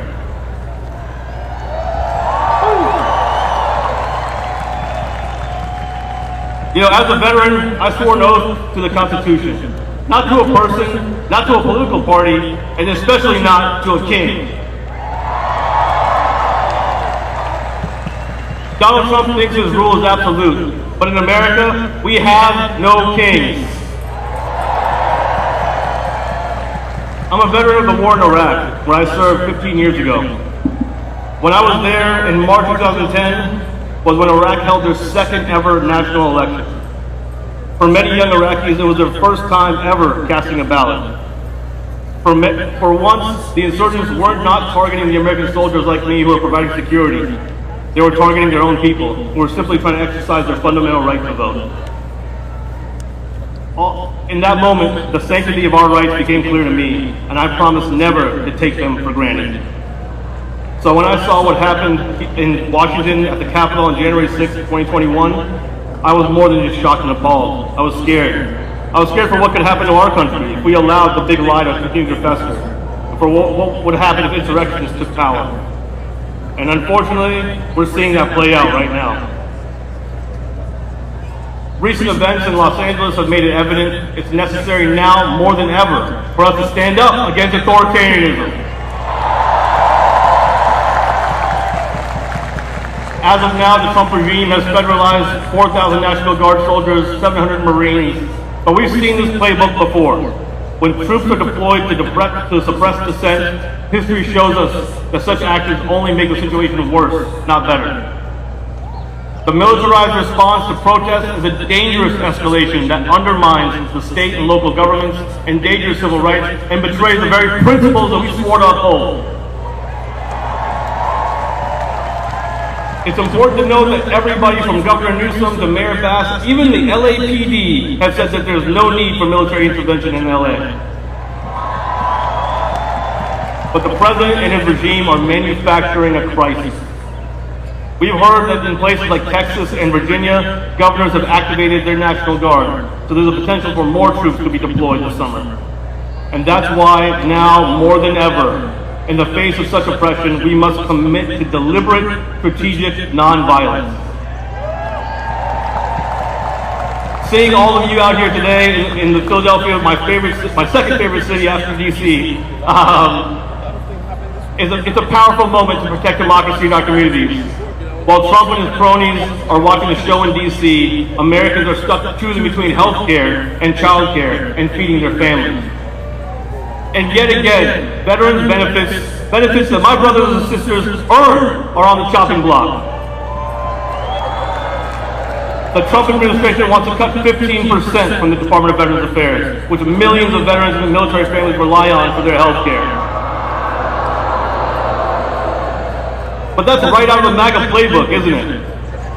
Pretend you're honoring the troops with a parade while gutting the services that they need. What's the point of a military parade if you're going to disrespect the troops and their families?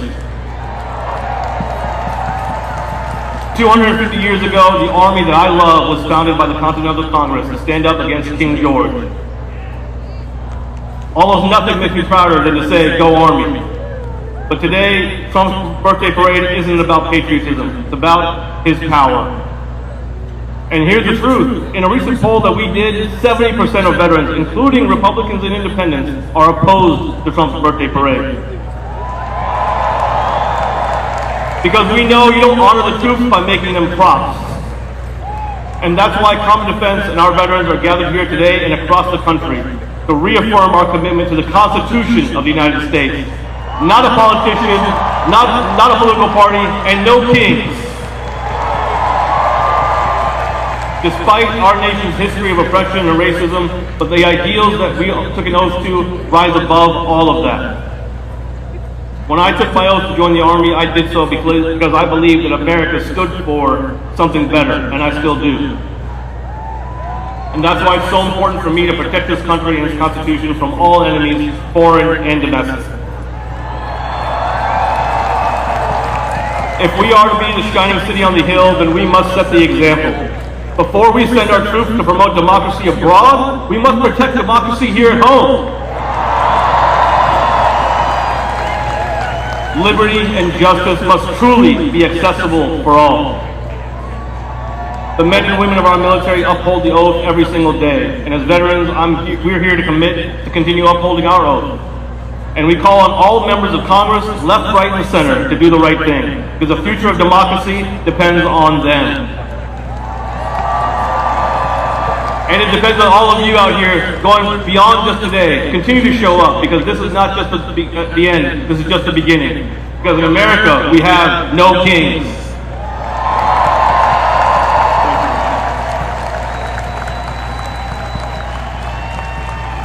Please welcome to the stage from the ACLU, Anu Joshi and Mike Lee.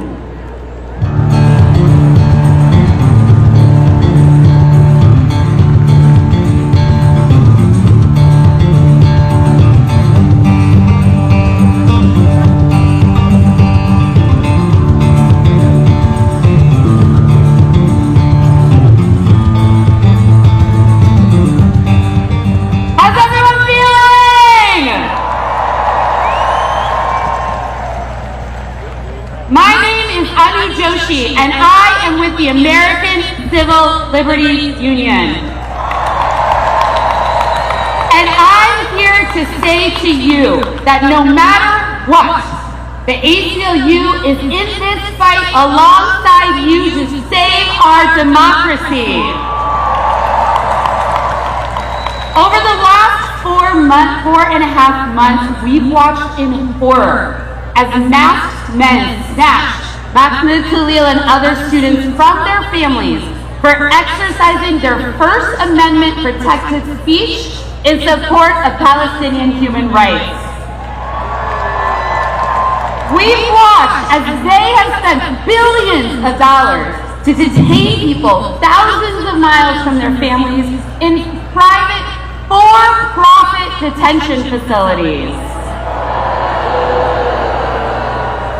We've watched as they've trampled all over people's due process rights and zip-tied children and ripped families apart. And just this week, we watched as the president federalized National Guard troops against the wishes of the state's governor and sent active duty military to an American city in my hometown, Los Angeles, California. And 2 days ago, we watched as this administration handcuffed a sitting United States Senator for having the audacity to ask a question. And this is only a part of a larger intimidation campaign as they arrest, charge, and detain not only elected officials, but journalists, universities, judges, union leaders, students, nonprofits, law firms, immigrants, and everyday Americans. But you know what? This isn't the president's country, it's ours. And like all of you, in those moments, we didn't just sit on the sidelines watching as he tried to use the immense power of the federal government to try and silence us through fear. We got to work. We have filed more than 100 lawsuits since the inauguration to challenge their extreme, cruel, and illegal actions. And we are winning, and we are not slowing down. We were worked with governors and attorneys general and mayors all across the country to pass policies that serve as a firewall against the president's overreach. We passed town halls. We took to the streets to physically protect our immigrant family members. We uplifted the stories of trans joy in our nation's capital. And we trained hundreds of thousands of people to know their rights and to use them.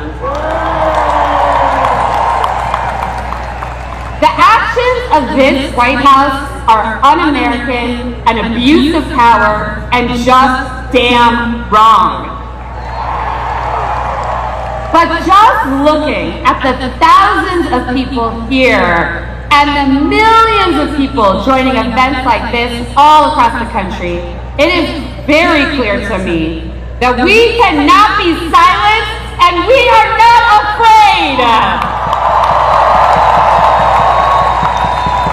Never let anyone tell you that protesting is not patriotic. In fact, it is the most patriotic action you can take in these trying times. It is our constitutional right to do so. When we know our rights, when we exercise them, when we protest, when we dissent, when we speak freely, when we act to protect our families, our friends, and neighbors, when we show up, we make progress for everyone. Thank you all so much for being here and for supporting the ACLU. And we know we couldn't do any of this work without the leadership of our incredible ACLU affiliates. And so I'm so excited to be standing here with a champion of Pennsylvania, a lifelong Philadelphian, and the executive director of the ACLU of Pennsylvania, Mike Lee. What up, Philly? I said, what up, Philly? When I say free, you say speech. Free! Free! Free! Free! That's what's up. That's what's up. That's Philly right there. Hi, my name is Mike Lee. I'm the executive director of ACLU of Pennsylvania. Proud Philadelphian. Born and raised. Happy Pride Month.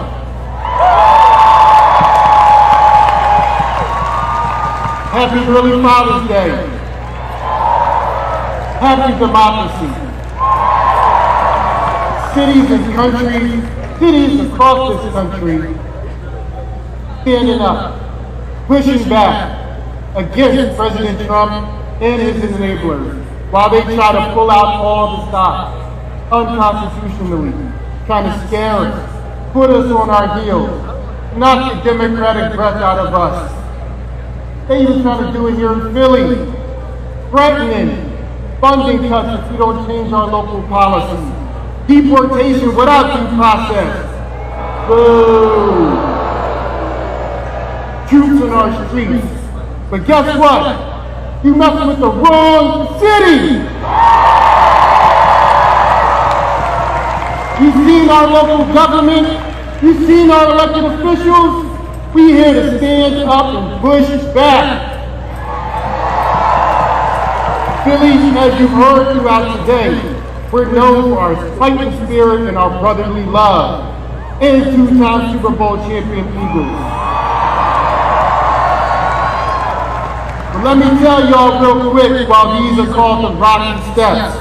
It's not because of how many people Rocky knocked down, it's because of how many times he stood up. Against the odds, he stood up. Stand up, fight back, right? So, when they try to give us a parade, no, we want Medicaid. We're going to stand up. Don't give us a statue. They're for tourists. We love to grind. That's why we talk about these steps. That's why we bring our champions to these steps.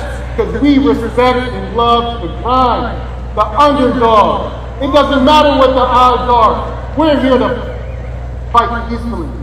And do so in a constitutional way, because that's what it's all about. Last thing, Philly, last thing. Only love can drive out the hate that we're seeing. I see love here. And just remember, when you're in Philly, sometimes love hurts.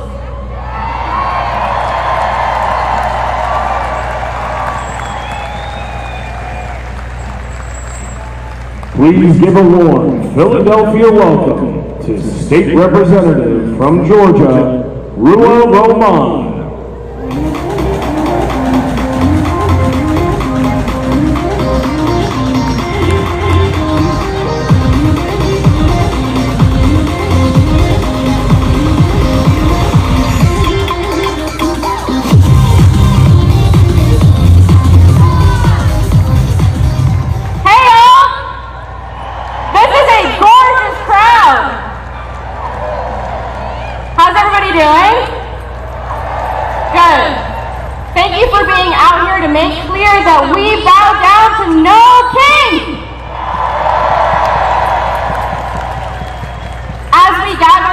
And all around the country, we face a pivotal moment in our history. I know it seems dark and scary. We're watching families torn apart all around the country. We saw photos of Marines detaining a vet on his way to the VA. We've seen ICE detain citizens. And now we're seeing a world-triggering escalation in the Middle East. And this morning, Minnesota state legislators were hunted down and gunned down.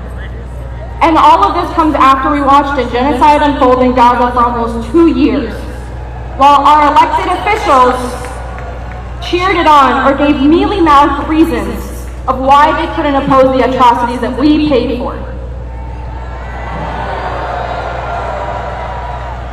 We did not arrive here in a vacuum, and it's important to understand how we got here so we can change the trajectory of where we go. Our leaders have failed us. Republicans want children to starve and the poor to die, and too many of my colleagues still think that people will magically support us if we just compromise a little more, found that magic road. But compromise on basic rights of people and lack of principles will never win. And all it did was help pave the path towards fascism in our country. And I will say this, remember, this is the re-emergence of fascism because we have seen so much of this before. Nothing happening today is new. The illegal detentions, the crackdown on protesters and free speech, the disappearance of people and deportations. In a weird way, it kind of gives me some solace, but it also fills me with fury and deep anger because it's a reminder that everything we see around us is a choice, and it's a choice that we can make differently. And my fury comes from the reality that those who can make the world better are actively choosing not to. But I'm here today to remind myself and all of you that we are not alone. Just look at you.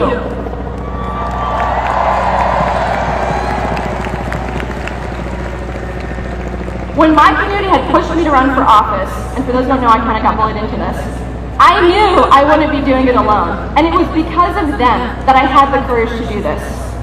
But now that I'm in it, I see all the time and all the ways that we can make a massive difference. And look, I get it. I was talking with some friends last night about the state of the world, and I told them about how, as someone who's on the inside, the thing that keeps me up at night is to see all of those opportunities that if more people had just shown up, we could have made a huge difference. And here's the thing. They rightfully said, look, there's so much cynicism. People are tired of the corruption. And I get it. I totally get it. But hear me when I say to you today, those who actually engage in that corruption want nothing more than for us to leave them alone. They want us to turn away. They want our cynicism to convince us into inaction. But I'm not going anywhere, and neither should any of you.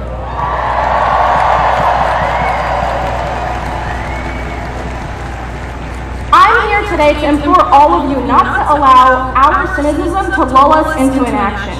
Do not allow this moment of feeling overwhelmed to paralyze you. And again, I know so many people are scared today. I know some of you are seeing the deployment of military personnel, the escalation of ICE, and the targeting of protesters and wondering what power you have. But I'm telling you right now, in this moment, this will be the easiest time to be brave. Right now is the moment to insist on our rights. Right now is the moment to push back on anyone who attempts to normalize this in any way.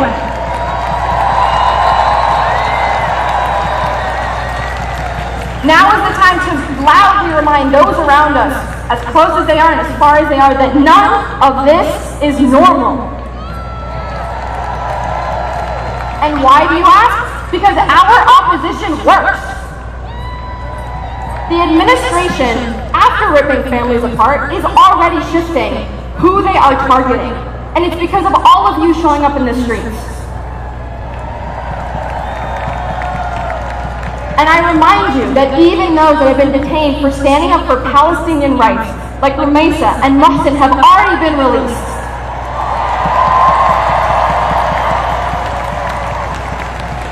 But we cannot let up until we are all safe, until we are all free. We cannot let up until Mahmoud Khalil is reunited with his child. We cannot let up. We cannot let up until we not only stop the cuts to Medicaid, but make sure we finally have universal health care. We cannot let up. We cannot let up until we not only stop the genocides in the Congo and Gaza and Sudan and all around the world, but also end the endless wars. And we cannot let up until we stop this never-ending march to an increasingly extractionary economy that squeezes all of us for everything that we barely have to benefit some unnamed shareholder who'll never know our stories, will never know our names. So today, I am asking you to think about 3 things and your role in them. 3 places. First, your community. Get to know your neighbors, because if you don't already, it is one of the most beautiful experiences in my life. It is so lovely to know them. And make sure that you build a support system with those literally and physically closest to you. And support your local food banks. Support literally anyone who might need it in your neighborhood. And talk to each other. These algorithms continue to silo us and isolate us from each other, and that is extremely dangerous. Now is the time that we need each other more than ever before. Second, and I gotta say it, y'all, your local politics. My city council member won by 4 votes in a runoff. Getting involved politically, from school boards to state legislators to county parties, is world-changing. It's where you have the most power, and I'm not just talking elections here, I'm talking about committee hearings, I'm talking about school board hearings, I'm talking about every possible hearing you go and make your voice heard. Because I promise you this, every national policy you have hated has started locally somewhere. And third, take care of yourselves. This is a long, long road. I need us to learn to do this work at a pace that works for multiple years. Figure out what that pace looks like for you. Figure out what you have to offer. If you cook, if you bake, if you're artistic, there is so much of you that you can offer to those around you. Now is the time to lean into that. And I'm going to end with this. To my colleagues all around the country who are reeling from the news in Minnesota, I say again, now is the easiest time to be brave. Too many people want to silence people like us. But now is the time to stand up to them and say, you will not make us cower in fear.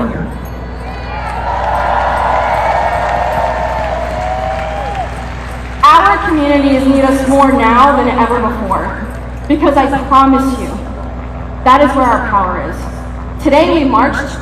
Tomorrow we change the world, and to the cynics that shrug and say, this is the way the world has always been, I remind them to look at history and compare it to where we are today. But also, if a Palestinian can get elected in a state like Georgia, I have a hard time believing anything is impossible. Thank you, Philly, you're a gorgeous crowd! Please welcome to the stage, from the Human Rights Campaign, Wendy Stroud.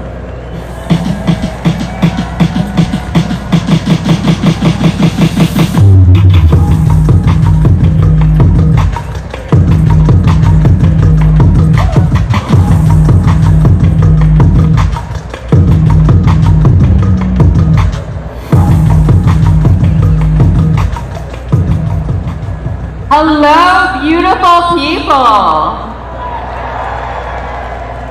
Before I start, I just wanted to say a special happy birthday to Ruo. Today is her birthday, so please wish her a happy birthday.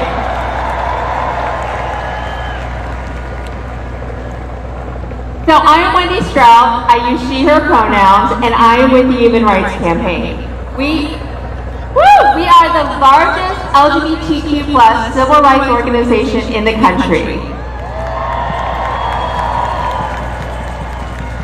Now I'm guessing that you all know the colors of the Pride flag, the rainbow colors.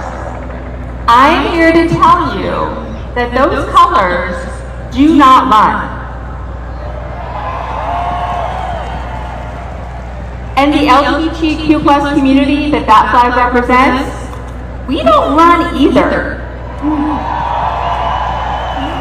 And we do not bow to wannabe kings.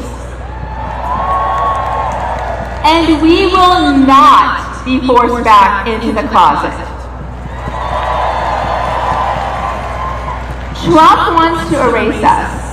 He may try and erase our history from his website, or remove our names from battleships. He may try to legislate us out of existence, but he will never succeed.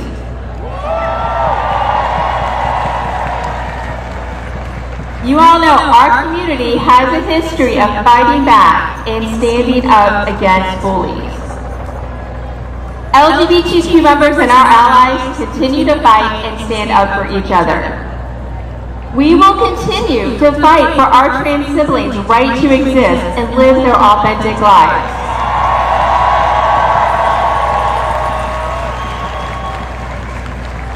We will continue to stand up for our children so they can be safe and welcome in their schools.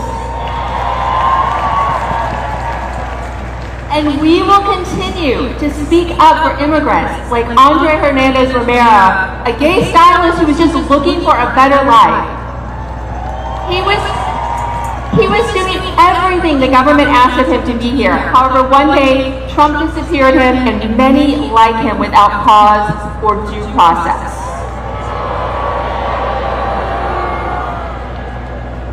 If Trump thinks that he can erase us, then we've got news for him. We will show up for our LGBTQ+ community in court, in the halls of Congress, throughout our local communities, and here in the streets. We are not going anywhere, and despite how he acts, this country does not have a king. So here is my call to you. Call your member of Congress. I don't care if you don't think they're going to listen, just call them anyway. Tell them to do their job and listen to their constituents and do what their constituents need, not what the billionaires need. Make them heard, make your voice heard. Call them today. Call them tomorrow. Call them every day until they listen to you. Thank you, everyone, and remember, these colors do not run.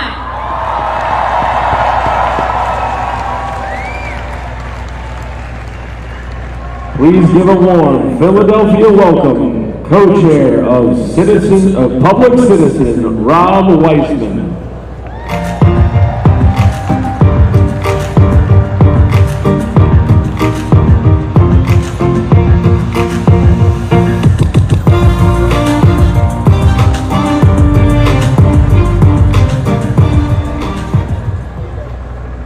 Brothers and sisters and my friends, we congregate here today in the cradle of liberty to reaffirm three founding principles. First, we are all created equal, no matter where we were born, no matter who we love, no matter our religion created equal. Second, we are all endowed with the right to life, liberty, and the pursuit of happiness. And that means a right to health care, a right to clean air, a right to a decent job, a right to be treated respectfully. And third, our government and every government's legitimacy relies on only one thing: the consent of the governed. In America, there are no kings. Donald Trump, you may not snatch people off the street because you don't like what they think, because say it with me, in America, there are no kings. Donald Trump, you may not shut down agencies and protect us from financial fraudsters or deliver foreign aid for the hungry and those who need health care, because in America, there are no kings. Donald Trump, you may not take money away from people or threaten to put them in jail because you do not like what they think or say, because in America, there are no kings. Donald Trump, you may not treat the military as your personal security force and deploy it on a whim and with a bare hint of pretext, because in America, there are no kings. And Donald Trump, you may not accept tribute from foreign powers or bribes from corporate oligarchs, because in America, there are no kings.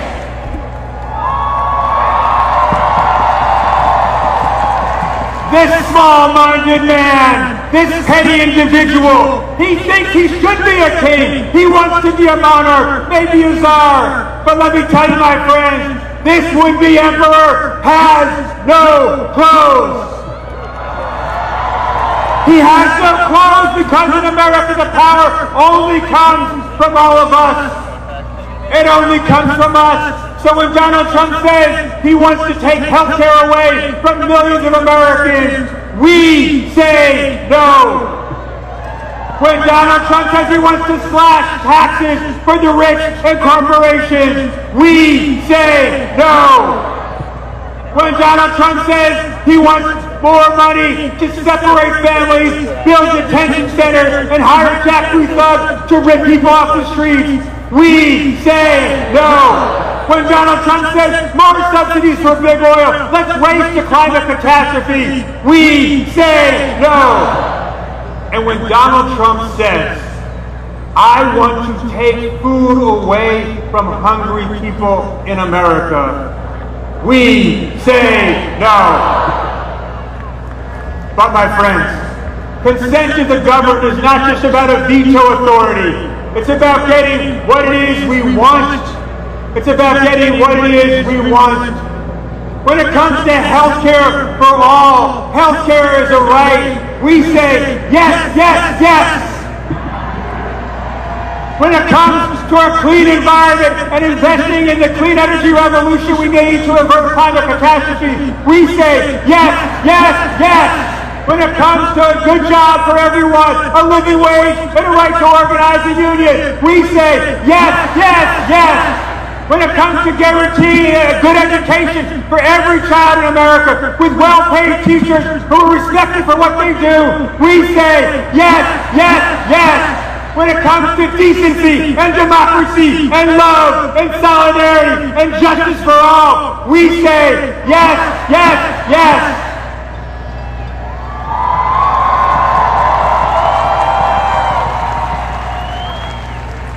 We will together, when we organize and mobilize, as 100,000 of us have done here in Philadelphia today, as millions of us have done across the country, when we organize and mobilize, we will defeat this would-be emperor who has no clothes, and we will deliver on the promise made here almost 250 years ago of the right to life, liberty, and pursuit of happiness for every single human being. Yes, yes, yes. Yes, yes, yes, yes, yes, yes, yes, yes, yes. Thank you. And now, Please welcome to the stage our final speakers, co-executive directors of Indivisible, Leah Greenberg and Ezra Levin.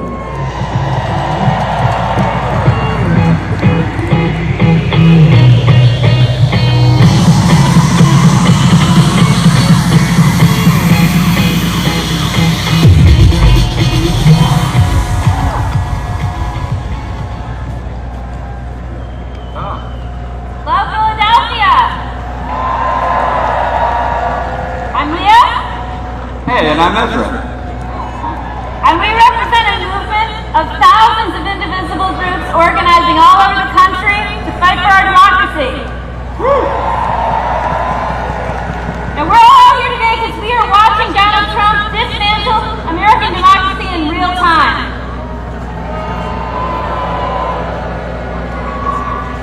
Masked men are grabbing students off the streets for their social media posts. They're kidnapping moms as they take their kids to school. They're disappearing innocent men into foreign torture gulags without a shred of due process. They're terrorizing our communities, our friends, our neighbors. In Los Angeles, they responded to peaceful protests with violent repression, putting U.S. troops on the street.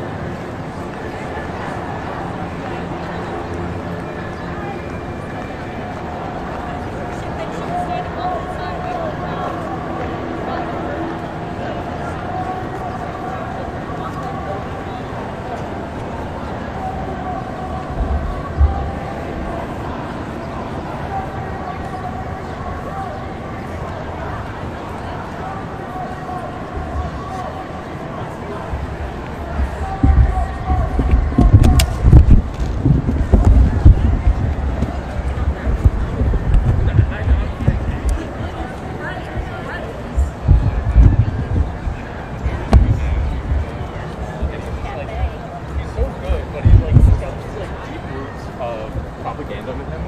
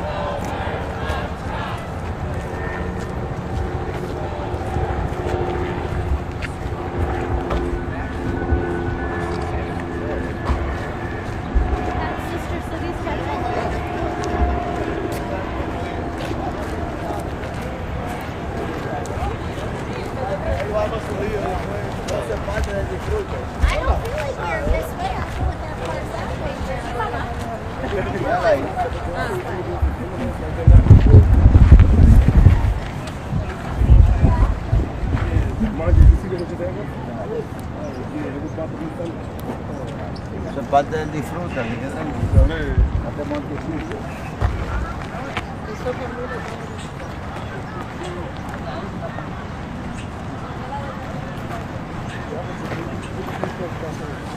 Yeah, I was just probably we were walking with them.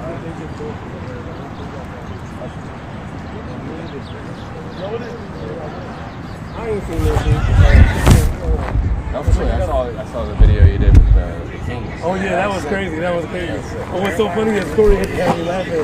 He was like, every time we go somewhere, they automatically go right to you. I was like, yeah, they always come right here. I don't know why, but that's just okay. That was great though.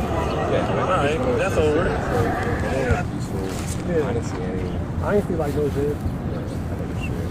I had my little brother laughing. He was like, I'm coming downtown for keep your white ass home. Like, you gotta come down here with the foolish. They got the stewards boarded up. Y'all ain't doing no stay home. Well, that's what I'm probably happening. Yeah, it'll probably be like later on tonight. So there's nothing really going on in here. Y'all missed the standoff. Yeah, no, that's all right. I don't want to broadcast that. You know, it's peaceful. I just AI bird. AI bird. Yo.